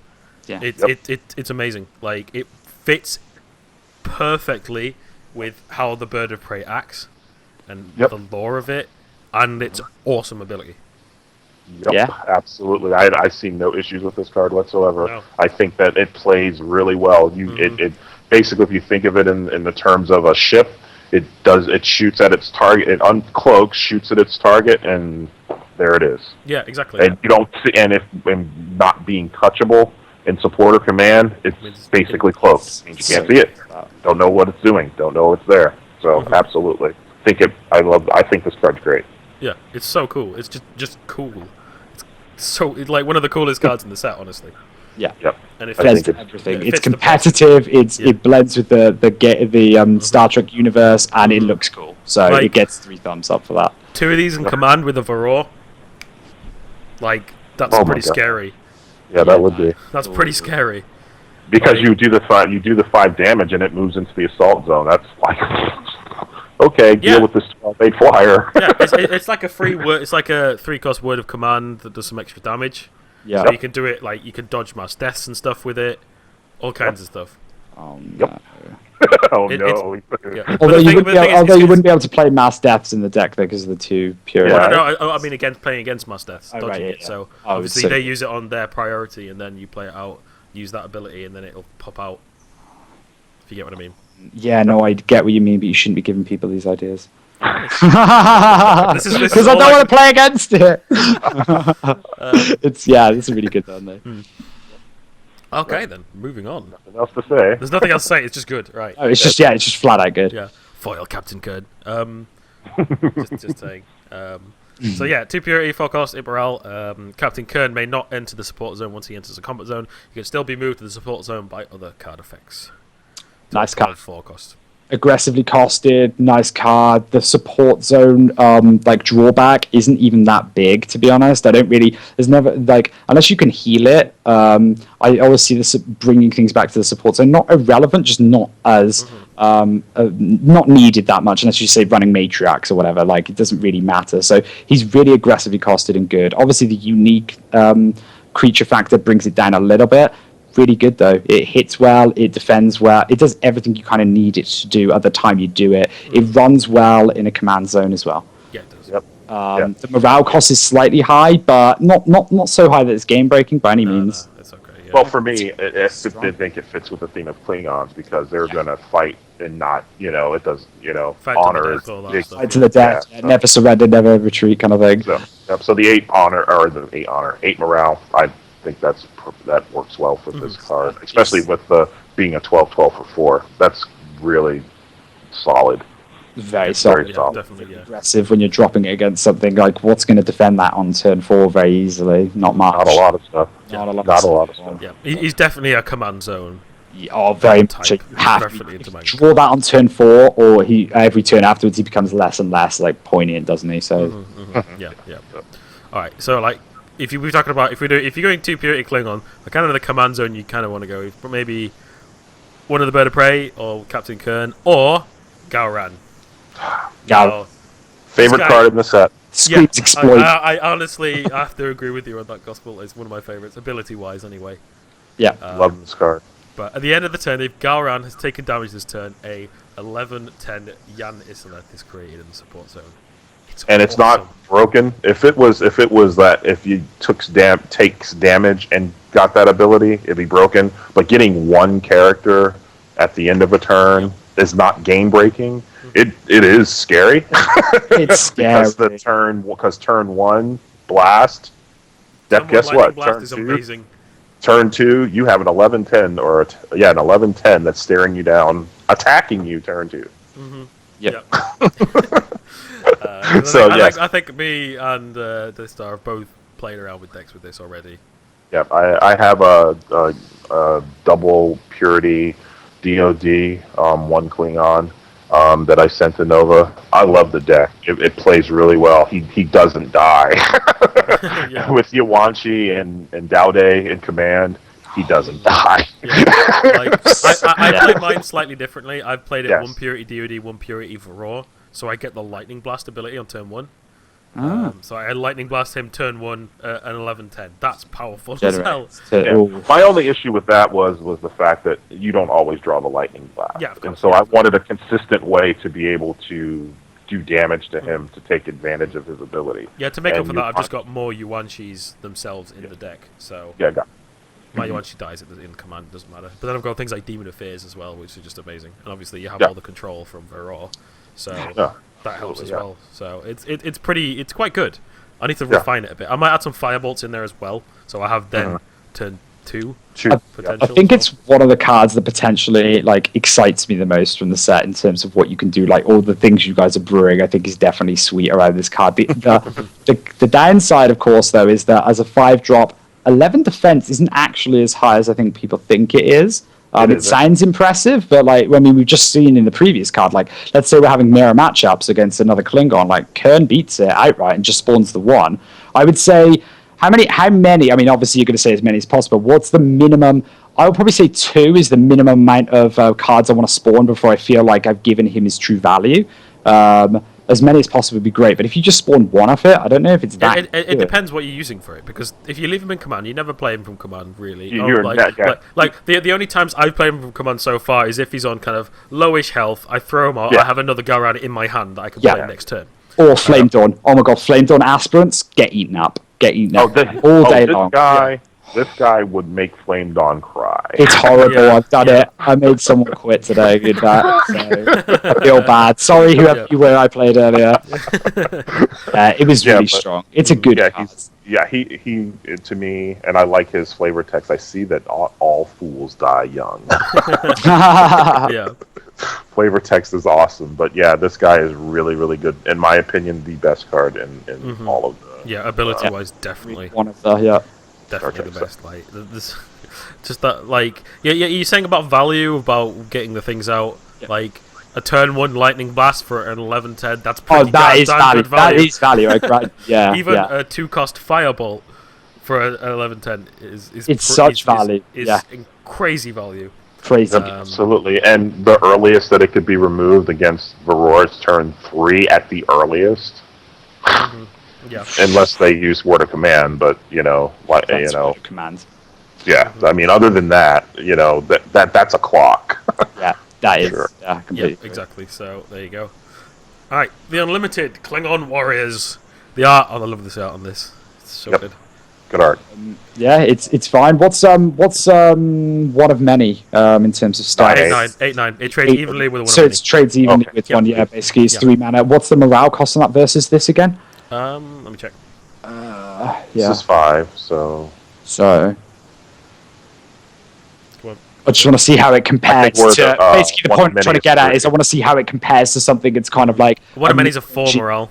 4 morale, so it's very comparable then. Yeah, and I know that card is quite decent, so I suppose this fits in almost exactly the same vein. You treat them as almost the same. Yeah, pretty much. Yeah, they trade evenly, so it's a very good 3 unlimited drop. Yeah, really, really good. Just solid. Exactly. It's solid. It does what it says. It's not got any frills, but it just gets the job done, and it trades with some of the more formidable things in the form. Like if you're playing Klingons in the deck, these are the kind of the unlimited that you want to put in. Yeah. Out of all the unlimiteds in the Star Trek set, these are the best by far. Very much so. Completely agree with that. There's not much more to say on that apart from. No, I was going to say an unlimited card. What is he killing in this art? Like. Yeah, it's a good point. It looks kind of What is he killing? Whatever it is, it's spiky, isn't it? Kind of looks I don't know. Ninja or something. I'm not sure. Maybe guys in comments can check. I don't know. Oh, they look kind of reptilian-ish, but it doesn't matter. They're toast. Either way, they're dead now. Exactly. No,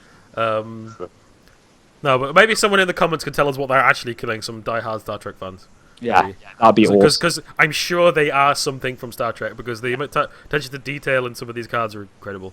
Yeah. Teramus was telling me the other day, like, everyone said, "Oh, look, his dagger's glowing green on Galran," and I was like, he's like, no, it's one of the green lights from one of the Bird of Preys that he used to command in or something. Wow. There was an actual reason for There's an actual reason for a lot of the art to just be there. That's so cool. Okay, moving on. Make it so. Love it. Awesome. So good. Right, it's a word of command that I know only does it for you, but half the time I'm only playing word of command for my own stuff anyway. It's 0. You can lay down your biggest mammoth possible. And like I was discussing this earlier as well, but like in Magic, I always had a rule that stuff that instantaneously made impact upon a board state instantly, like it gains so much strength to it, because also your opponent can't predict it, especially in this game with the simultaneous turns. Make it so, play something down, it's pseudo hasted straight away. It's out, it's doing its job. So many times it's saved my ass or won me games already. It's a great card. I have nothing bad to say about this card. And the fact that it's also a surprise defender. This card is good, and it's infinitely splashable in any deck you play. I think that this card is almost, if you play Star Trek, you put 3 in a deck. Yeah, I can almost everything. Yeah, I agree. Pretty much.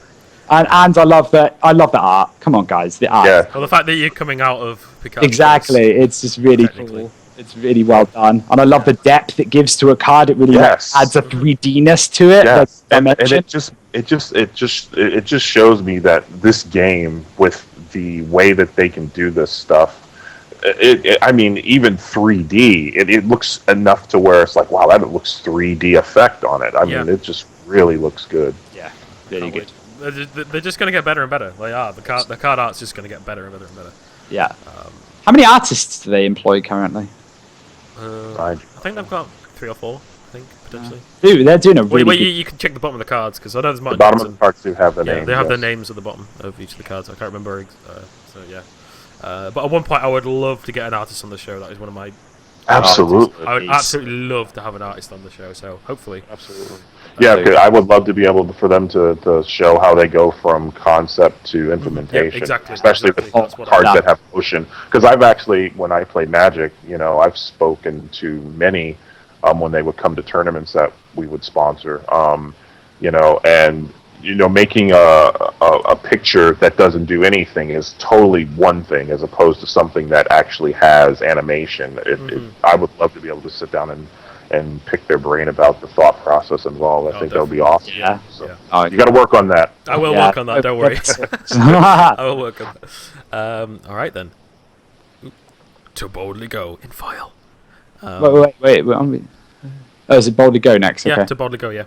Oh, is it because of your glitch? Because on mine, I've got red alert next. Okay. Oh, I don't think I've received red You alert. still have yet. one? You still have one?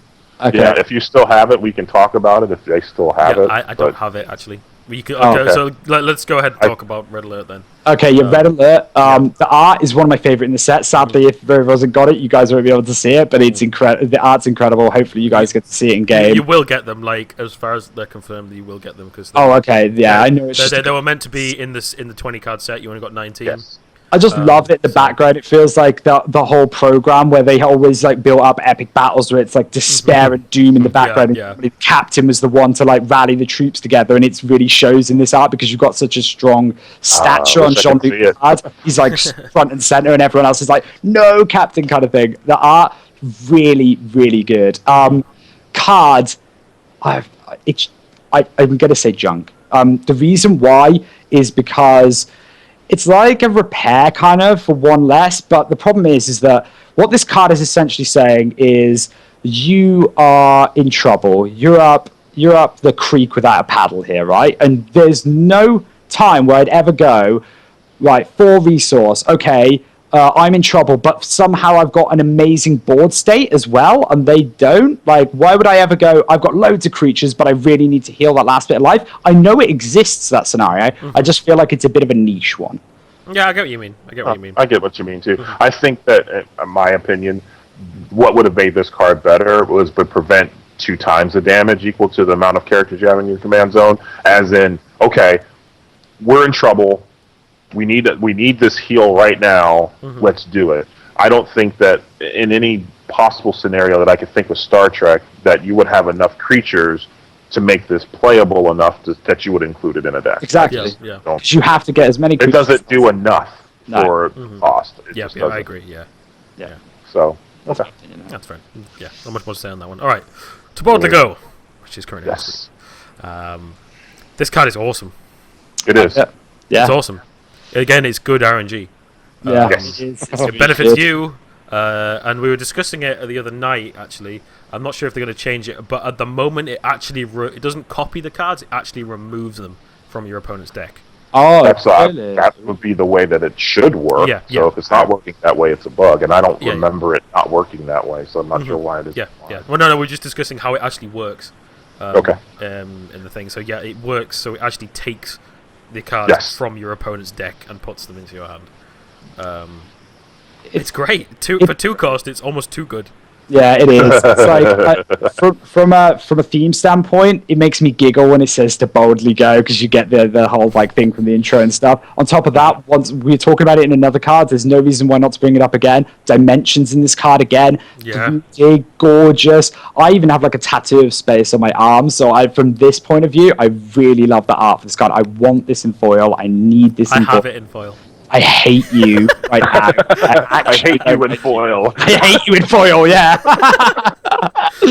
But my discussion about this card was interesting because, it's basically, the closest comparable thing is obviously Uncontrolled Rift, right? How do you feel in terms of where it matches up with that? Because you've got to look at them, same cost. This gives one extra card as value, but then the other one gives you like the whole set at your disposal. It's more randomized. So the way I see it is Uncontrolled Rift is worse in one sense because you've got more crap to sift through, whereas in Boldly Go, you're sifting something from somebody's already refined deck. So it's probably going to be more playable, right? But on the other hand, though, the Uncontrolled Rift is coming from the perspective that you can get something from any faction that's playable. So I'm curious to see how it fits versus that card. I think this is better, personally. I think it is because it detracts from your opponent's deck, so you could potentially steal something amazing that they want to use. I didn't know that bit until just now, though, and that makes it even better. Yeah, exactly. That makes it hands down better. So, but besides the fact that it is only a 3 of include, whereas Rift is unlimited, but still, this is infinitely, in my opinion, you could run them both if you really wanted to, but that'd be funny. To me, this is better. To me, this is better because it not only potentially, let's say they play 2 Demon of Fears in command, 3 in the deck, okay, and if they're playing a morale deck, they don't play that many creatures. You just took their 2 Demon of Fears out of their deck. Exactly. They're now yours. So, but I could see lots of play of this card. It's got so much play to it, and also the other things, like I've always said in the past, like it's also about tempo racing in terms of like board state, card control. What this does is it goes 2, I've wasted 1 card, I gain 2 back. I essentially see it as 2 mana for pure value. Yeah, you do get card advantage from this card as well. Exactly. So that's always great. And it's getting good cards. So, and even if they're rubbish, you just shuffle them back in and you still have another card in your hand for 3. So it's like... It's so good. It's beneficial in every single way. So, yeah. Awesome. So after this stream, you're going to trade me it. Cool. Yeah, I got it. No. I don't see that happening, but okay. You can dream. You can dream. What's Type next? 2 Phaser. This was changed, wasn't it? So the first time a target character would enter combat with a character this turn, the opposing character is sent to the support zone and exhausted at the beginning of the next turn. Neither character takes combat damage. How did it used to be? It used to be that you put it on a character, and that character that turn could basically, instead of killing a character, it could only reduce it to 1 health. Yeah. So basically, it could never kill anything. So it's like a stun. But yeah. So Phase is the stun. I like this card. Yeah. I like it a lot. I think that it definitely can help with tempo to remove something that is either annoyance or is in the way. I like the card. It's almost a better stumble. Yeah, well, no, it's a stumble that you have to use a creature to kind of... No, I understand that, but what I'm saying is that the ability that it gives it becomes... to me, it's a much better card. Sure, you don't deal combat... Neither character deals combat damage, but the next turn you will. Yeah, exactly. Yeah, and that thing is removed out of the way. Yeah, it works especially well with defenders, more than as people who are attacking. Like, yeah. You can see this working extremely well in the DoD deck. Like, you stick this on a defender... Infinite Defender, and that's great. Like, it blocks 2 things. Perfect. Really and it exhausts it, so... Yep. From an art standpoint as well, I will say that I really, really like the juxtaposition between it being, like, black at one point, then just straight out, there's the gun, there it's firing on these things coming straight at the screen. I think it's amazing. Yeah, it is good, yeah. And as a zombie fan, it's the closest thing I can get to a zombie from this set. It's amazing. What are those things, anyway? I don't know. Comments please, like, please, it'd be amazing for us to know. I don't know. I feel like a bit of a Star Trek novice. And I watch me and my wife have been watching Star Trek quite regularly. We just finished Enterprise season, all 4 seasons. Before that, we watched Deep Space Nine. Now we're watching Voyager because we really like Star Trek, and she hadn't seen them all. And so I kind of turned her into a bit of a Trekkie, and I don't remember seeing these creatures in any episode, so I really would like to know what they are, unless they're just a generic, they come across and. Well, with the attention shot that the detail they've spent on the other cards, like I don't think it's probably something. I just like the second scene where he shoots the one in the face. That's like Yeah. the phaser to stun to your face. Also, these are obviously deadly creatures. Why is he stunning them? Stunning them, yeah. Like, Yeah, come that's on. a good point. Well, I don't think the one that got shot in the face is going to be stunned. I'm sorry. Yeah. It's like shooting someone in the face with a taser. Sure. Yeah, exactly. Yeah, exactly. Pretty much. It's supposed to stun. Yeah, pretty much. DeathStar, I've got a question for you on that note. Now you've just mentioned that you've been watching the program. Yeah. What's your favorite captain? I know that might start Flame War in channel, but I want to hear it anyway. Who's your favorite captain? Here we go. Actually, Is it my Janeway? favorite- Let's be honest. No, my favorite captain is Benjamin Sisko of Deep Space Nine. Ooh, that's controversial. I'm Deep listening. Space Nine, in my opinion, was probably was the best Star Trek next to Next Generation. Yeah. Deep Space Nine was story driven. It just was really, in my opinion, really, really good. I love the story. I love how they ended it. Even it made sense. Whereas some of the other Star Treks I've watched, I really hated how they ended the series. So, but yeah, Benjamin Sisko, probably the best captain.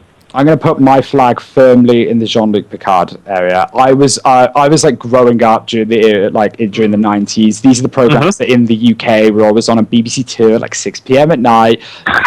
Same thing with, like Episonics TV show. It was great for that. And really, I don't think there's much competition.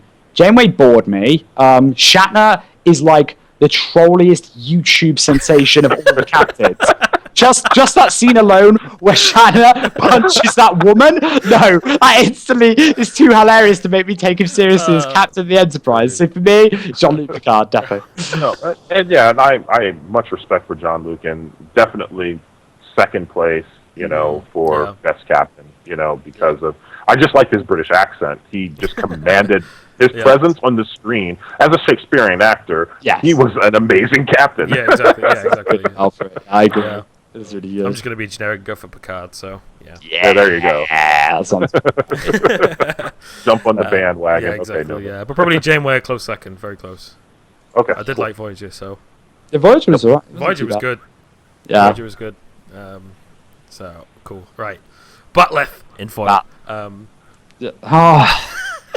damn it. So, yeah, This Butleth card is is good awesome. in foil. Butleth is awesome. First time a target character would enter combat this character. The turn the opposing character dies, and neither character takes combat damage. Wonderful. It's so good. It Cool. is so good. Like, it basically gives a character the Primal Hunter ability. Yeah, it does, yeah. It's crazy good. It's crazy powerful. I'm just curious, and this is just from an instance of because of what we saw last turn. Mm-hmm. This is just an ability, but the Type 2 phaser is an ability artificial. Why is there a difference between Isn't the it? two? It's an ability artificial. Is it, I don't know. Okay, sorry, no. This is an can you ability reduce card. hang on, can you reduce the is it artificial for data to reduce to 0? Would that work? No. Makes sense. Yes, it's data says artificial. Yeah, yes. so it would, Yeah, you yeah. would reduce him, right? Yep. Wow. Art characters and the Curse of Artifacts. Wow. I don't So know. it would go to 0? That I'm not sure of, because now that I'm reading data, it says artificial characters. Oh, okay. It's okay. The other things No, though. it says on here. It says this is the ability card. When played, it will go into the graveyard and resolve by plays the end of turn. So Okay. this is just. I think it's just a mistype. Yeah. Just a mistype. That's all. That's All right. Let's get it up. But it's You cool. can't have an artificial ability. Yeah. Like Yeah, as far as yeah, I'm aware. So. that's what I was wondering. Yeah. It's a Okay, that's the I just looked at it and I just saw them both together for the first time like that, and it just popped into my head. I should have maybe asked some QA, but oh well. Either I way, think it's just a mistype rule. It's good removal. It's really good removal. It's like 4 cost is just crazy for it. Like you stick this on like an unstoppable character, Yeah, exactly. That's kill what something for free. It's just the same with defending. Yeah. It's like Yeah. it's like one more than Death Ray, but like it has more applicable. Like you said, like Yeah. unstoppable rule. It has stuff to go along with it to justify that cost. And I don't mean to bang on about art, but yeah, one of my favorites, just because also as a horror nut, I love the art for this because it's gruesome. Like it's as far as they can go, I think, before they go too gruesome. Like I know Magic the Gathering recently had its phase where it went really gruesome. You know, like the like Gataxian probe block that ran that kind of region, they start getting really gross, and then into Innistrad as well, they start getting really like horrible. In this, like I needed to see a little bit more of that for it to go a bit darker, and I think this card shows me that they have the capability of doing that. With Yeah. the hands are like, love it. Yeah, and as a removal, it's efficient and it's good costed. It's aggressive. Yep. It's so Definitely. Very efficient. Because it could potentially kill something thematic again. huge as well. yeah. Huge. All right. Duel. I love this card. Yeah, it's a good card. Basically, it's target character you control, then target character on the battlefield. These characters continue to do combat until either one of them dies or 3 fights have taken place. So glad they added the 3 fights. Yeah. Yeah. Wealthy noble versus wealthy noble. Fight! Yeah, exactly. The turn never ends. It's a great card. It's a great card. Has so many comboable abilities. Yep. So many. You can just use it as a standard fight, Yeah. but it's slightly better than a standard fight. Yes, it is. Yes, it is. Like, it's just good. It means that smaller characters, you can fight them and kill bigger characters. Well, the obvious one it would work well with Guan, or whatever his name is, right? Garan, yeah. I've used it with Garan. It's the perfect one. Yeah. It's like, oh, hit, oh, thank you. Yeah. It's great. It's just great. Like, there's so, like, as I said, there's so many different combinations. Like, one of the ones I really want to kind of look at is if you use kind of with DoD, you use not suppress. What's it called? God, why does the name always leave me? Stream. What does it do? Oh, I think your cameras have just gone down. No. So I guess we'll take a break. Oh, I see Zach. You see me back? Yeah, I see you. Am I glorious? Am I? I know my glory. I don't see me. Nope, I don't see you. No. And we're back. All right. Oh, you're loading? You're loading? No, yes, now I'm on. Yeah, now you're back. Cool. All right. Cool. Yeah. No worries. That was weird. That was weird. Yeah. It's all good. The internet strikes the internet again. strikes again. Yes. Ha ha ha. At least it's not as bad as Australian internet, so we're fine. So I've been told. Yeah, it's awful. I've always moans about his internet. Yeah, exactly. What I was going to say is, and my collection refreshes. Where's it gone? I always forget the name. Disarm. There we go. So if you use this with Disarm on a Invincible Defender, with the fight, and you use it on, let's say, something with like a ramp, like Brings Passing or Wealthy Noble, obviously it won't do any damage, but it'll make him lose 4 morale. 4 morale because every single fight. Wow. So times 3. Wow. So That's there's some cool little combos you could do with that. Yeah. That is pretty, that's not bad. I like that. So there's a lot of cool little things I think people will come up with with that card, because it's got lots of possibilities with it. Lots of possibilities with it. So Yeah. As always, to finish off one though, I'm not sure. The art's okay. what, the diplomatic exploration?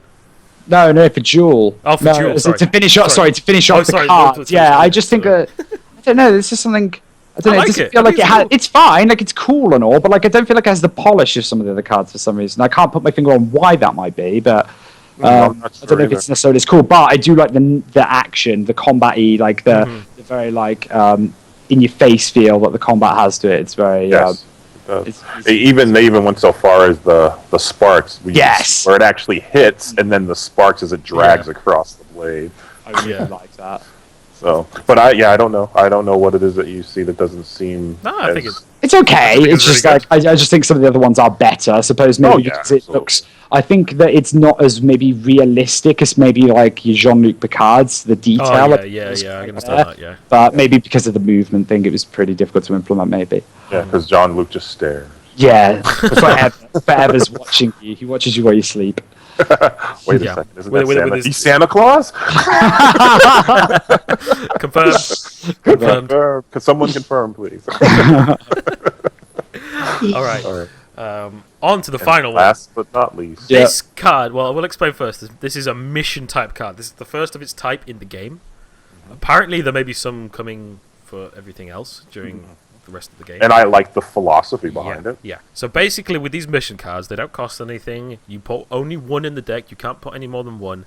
And they're basically in play before you do anything. They're in play turn 1 before you do anything.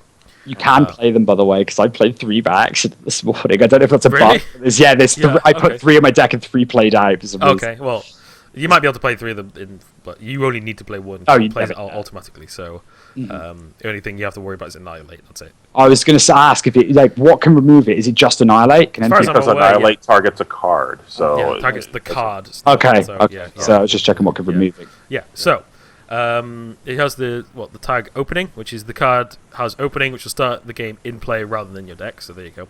So this at the end of each turn, Diplomatic Exploration gains 5% completion for each character you control, which you do not own. When Diplomatic Exploration is complete, you win the game. It's interesting. Interesting is the good word for it Yeah. because it's like it's alternative win condition. So I'm instantly a fan of it because Same of that. here. Same here. It's I love lovely, alternative. and I really want to make decks where like that with the Enterprise, with stuff that can. I want to make like I'm going to steal all your creatures, give them to me now, and then like this builds up. The reality is, if you're going for a competitive deck, I've not as of yet seen anything that makes me think that it's anything other than a bit of a gimmicky card. I think the only thing that I thought of that it would play with, but it doesn't work because of the purity value. Yeah, would purity be issues, yeah. undead. Would Yep. be undead that Sleep with if infect, it's with infect. Yep. There you go. Yeah. But again, it's just unfortunate because it's a great card. If it was 1 less purity, it would be a lot more playable competitively because then you could actually splash the cards that would allow you to be able to take other, like Coralic or whatever. Yeah. But I still like the fact that they made something that gives you an alternate win condition Love it. other than the Omni cards, which which obviously are going to see play now that there's infinite mode. So I am a big fan of infinite win condition or different types of win conditions. So I am. You know I am. I Talking love it. earlier about stagnant metas when I was saying at the start of the stream, the things that I don't necessarily like, and this really, I hope someone brews something awesome that can come back and go, Grave, stream, check this out, this is awesome. But right now, I think it's going to be one of those nichely played, nice little cute card, but it's not going to do anything. Like, I think right now, like as you said, talk about the best place to be able to put it, if you could go 2 purity sleepers. 2 purity sleepers with this, if it was 1 purity, would be a really good deck that could potentially work incredibly well. Absolutely. With that being said, and considering you only need 1 of this, and you only need 1 of this diplomatic exploration in deck, are you seeing where I'm going with this? Is there an Enya deck to be made around this? Potentially. Yeah, it could be. It could be the first time that the drawback of only having 1 of everything in the deck might not matter in this deck. But Potentially. Yeah. The art again. But we'll finish with the art. No. Well, no. What I was gonna say, like with this card, it's like as it stands right now. So obviously, if you go in 2 purity Federation, then just sticking it in the deck. If you're playing around the Enterprise and you're playing around Tobal de Go as well, because it works with the synergizes with both of those cards extremely well. If you're playing with both of those, it is good to just put in the deck. Yeah. Yes. You go to 41 with this card. Doesn't make a huge difference.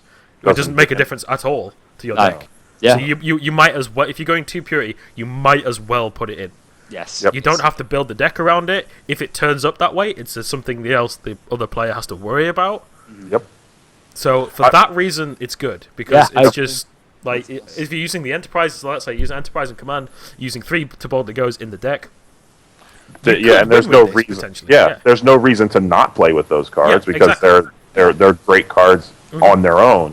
This just gives you another way, gives your opponent another clock to have to worry about during the course of a game. Yeah, exactly. And again, it doesn't take up any room in the deck. Nope. Technically, it doesn't take up any room. Yeah, that's true. So Yeah, You can have a 41 card deck, but you still technically got a 40 card deck. Because that's a good way to think about it. I didn't think about that. It's good. So yeah, there we go. All right, guys, Yeah. that is the entire Star Trek set. So Whew. Yeah. So That's good. general overview, the whole thing. General overview, I'll start because I feel like I was the most skeptical, honestly. I was really... At one point, when you first announced it on your stream, I'm going to confess, I even really badmouthed it. Like, I was really like, So did I'm I. happy about So this did at all. Now, coming into it, mainly positives with a few negatives. Obviously, some of the stuff that they dealt with is negative. I'm not necessarily a whole fan of the theme of Star Trek, but I think what they've nailed, and this is core to me, it's not in rank, so I don't care. They've been true to the program. They've been true to this game by creating stuff that has cool alternative win conditions, stuff that is generally really fun to play with. And that's the important thing, especially when you're going into something that's not core, it's not ranked, it's not try-hard, it's not, you're trying to go up a ladder, you've got to be as efficient as possible. These cards are point-blank quite fun. There's a few that I'm like, meh, whatever, but mostly really interesting. Good start. Can't wait to see where they go with it in the future. I will agree with GraveCrawler. I think that they did a really good job with implementation of this new set. Again, just like with every card set, whether it's rank legal or not, there are some really good cards and there's some really bad cards in it. But ultimately, I think they handled it well. I think they did justice to the Star Trek name.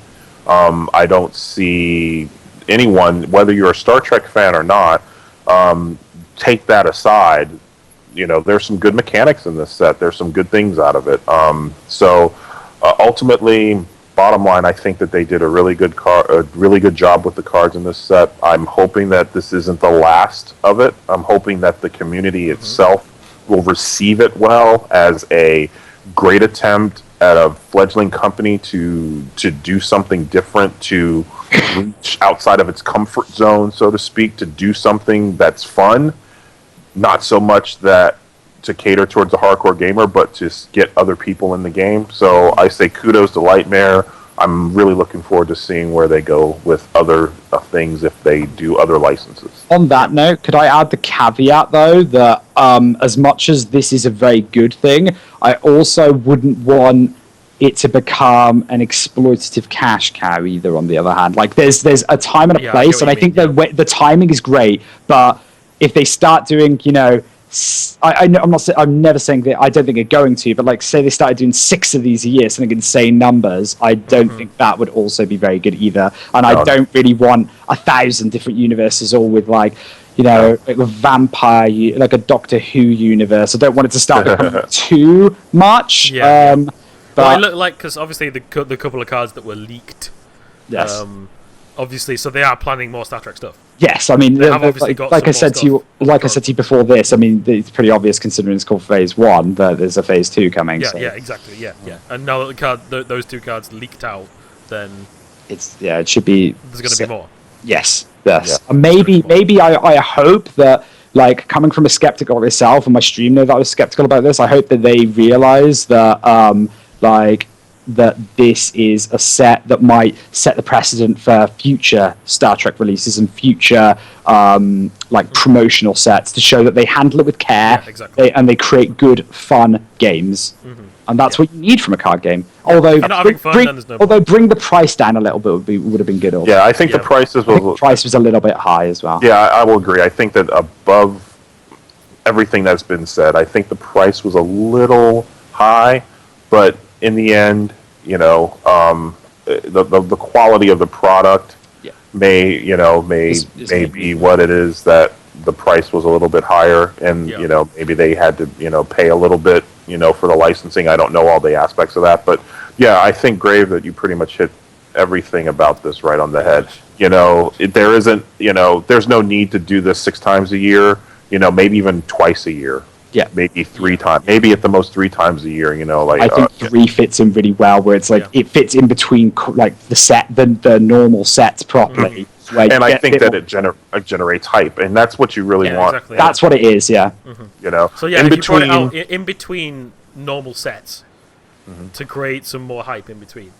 Yeah. So very much so. I think that would be the best. And I hope that for Lightmare's sake, even though I saw that the bar didn't go up incredibly fast, I hope that in terms of, like you were saying before, DeathStar, about the whole, like, any publicity is good publicity, I hope that this eventually does bring an influx of people in. That's the thing. That's my big question mark for this, is, has it brought players to this game, and is it keeping a population here? Because also, it's great people come in and try the game twice and then leave, but obviously, unless they've either recommended it to friends or they're playing it consistently, like, it doesn't massively matter. I just hope that it generates a population for more people to play with, more money for Lightmare, a better product for us overall. Yeah, I agree. Completely agree with that. All right, and Nova, your thoughts? Go. Yeah, pretty much covered everything, to be honest. Art's amazing. A lot of the cards are extremely cool. There's some extremely cool combinations going to come out of it. There's some probably combinations we haven't even thought of that we're going to see that are going to be just like, what? Like, I guarantee we're going to, like, on my stream, we're going to come across something and be like, what? That works? Which is good. Which is awesome. Which is what I love about new sets coming out and just new things in general. So I can't wait for that. So, on a slightly different note, obviously we're talking about new sets and new universes to come out. What universe would you like to see in Infinity Wars? If you had to pick kind of one, what would it Only be? one. Only one. Okay. If you had to pick only one kind of universe to come into the game, what would it be? You're thinking faces on. Well, I've got mine, so why are you thinking about it? Go, yeah. Like, it's kind of sticking similarly to the kind of space thing. My favourite sci-fi show is Farscape, by a long shot. Farscape universe would be really cool. Farscape was an amazing show. Yeah. Farscape universe would be awesome within this game. I think so. if they did the similar thing to Star Trek, awesome. But Right. I've heard Alfie mention a few things like maybe Predator on our last cast that we did with him. Did he? And he said potentially something like about Mass Effect as well at some point. No, see, those would be cool. Yeah. Those would be Very cool. For me, I think that just the natural progression would be a Star Wars set. Not because I'm a super fan or anything like that, but I think that for a fanboy or a geek aspect, Yeah, definitely. to take Star Trek versus Star Wars and put them in decks and see Face who... them off against each other. Yes, and then, finally, the answer to the question, which is better, Star Trek or Star Wars? Who will win in a fight, Picard or Darth Vader? Exactly, see? Wow. There's so much stuff that can be done with that, but that's just off the top of my head would be... Because that's the thing, if bringing in natural progression. new universes and stuff, you get to see these fights against these things that you would never, ever see anywhere else. Yeah, like the That's Millennium glorious. Falcon versus the Enterprise. Yeah, I'm so dumb. I love it. I'm sorry, but but as a fan, I think it would be, to be able to play two things that, as they back in the day, two great tastes that taste great together, peanut butter and chocolate,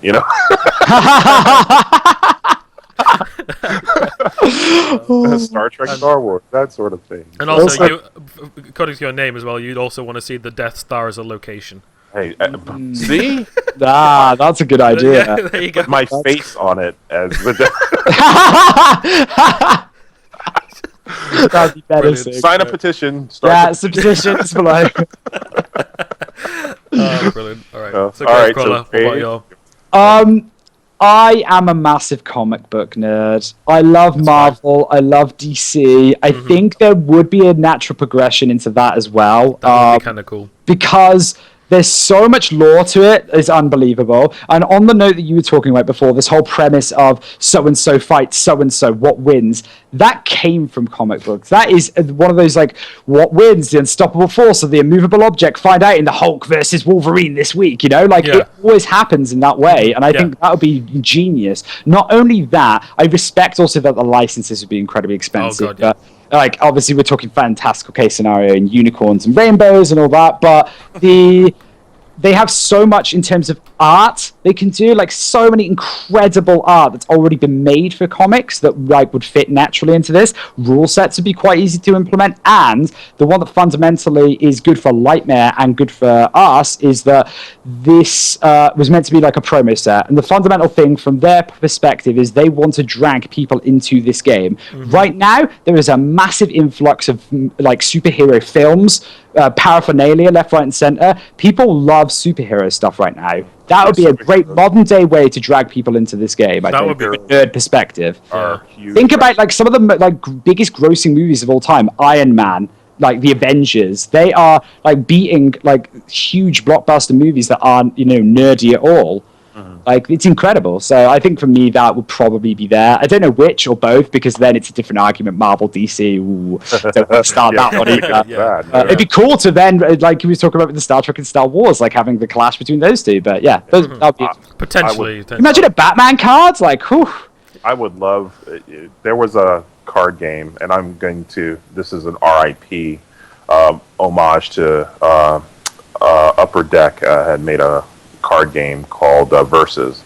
And I played Versus a lot. It was it was a superhero card game, and they had licenses for both Marvel and DC. And the game played so well. The card art was not always the best, but was great card art.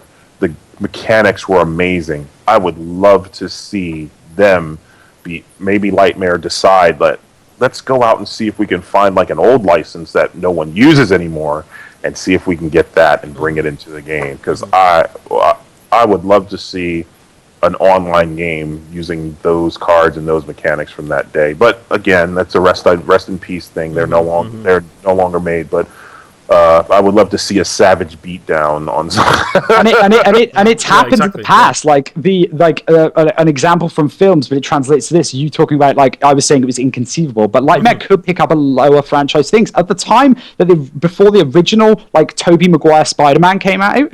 They really didn't think it was going to be a big. So Marvel sold the rights to that to Sony Online Entertainment for flat, like crap fee that didn't matter, and they made it into a multi-billion-pound superhero. So, I mean, I'm not saying that Lightmare could do the same thing, but they could pick up, like, Ant-Man or something random and make it good. Yeah. Powerpuff Girls. Yeah. God, no! Lightmare, discard it, please. If I see bronies and My Little Ponies in this game, I am out. Just a flat-out Cartoon Network set. Straight up.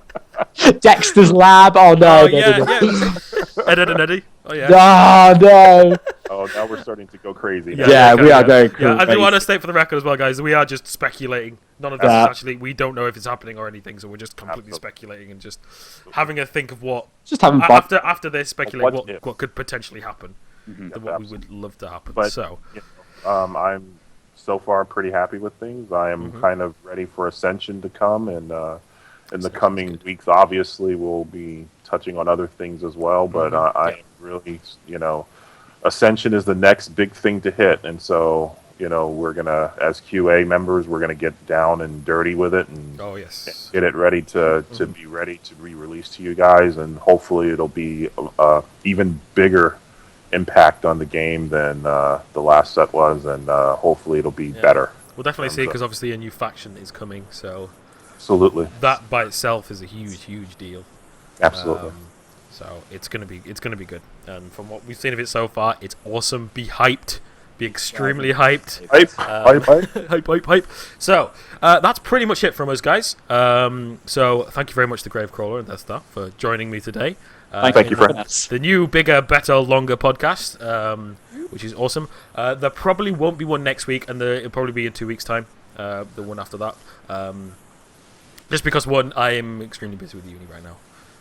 So, and then after that, hopefully, if we have enough content, it will be every week after that, hopefully. Yes. Absolutely. Because I really want to talk about some of these Ascension. Yes. Well, we will. We'll have maybe the one after next. We'll go through all the new Ascension cards that we haven't been through thus far, or maybe just go through them all again, and go through all the spoiler art as well. That'll probably be the next one. Also, depending on if we can get some other interviewees or guests on the show as well. Absolutely. Which would be awesome. So we have loads planned. So I hope you enjoyed the podcast. Please check out all our streams: NovaBlue 353, X DeathStar RX, and the GraveCrawler. All links are below, relevant Twitter links and everything like that. So go check out the rest of our streams. And I appreciate it, guys. So thank you very much to all the guys, and thank you for watching, guys. Appreciate it. And we will see you next time. Bye. Cheers, guys.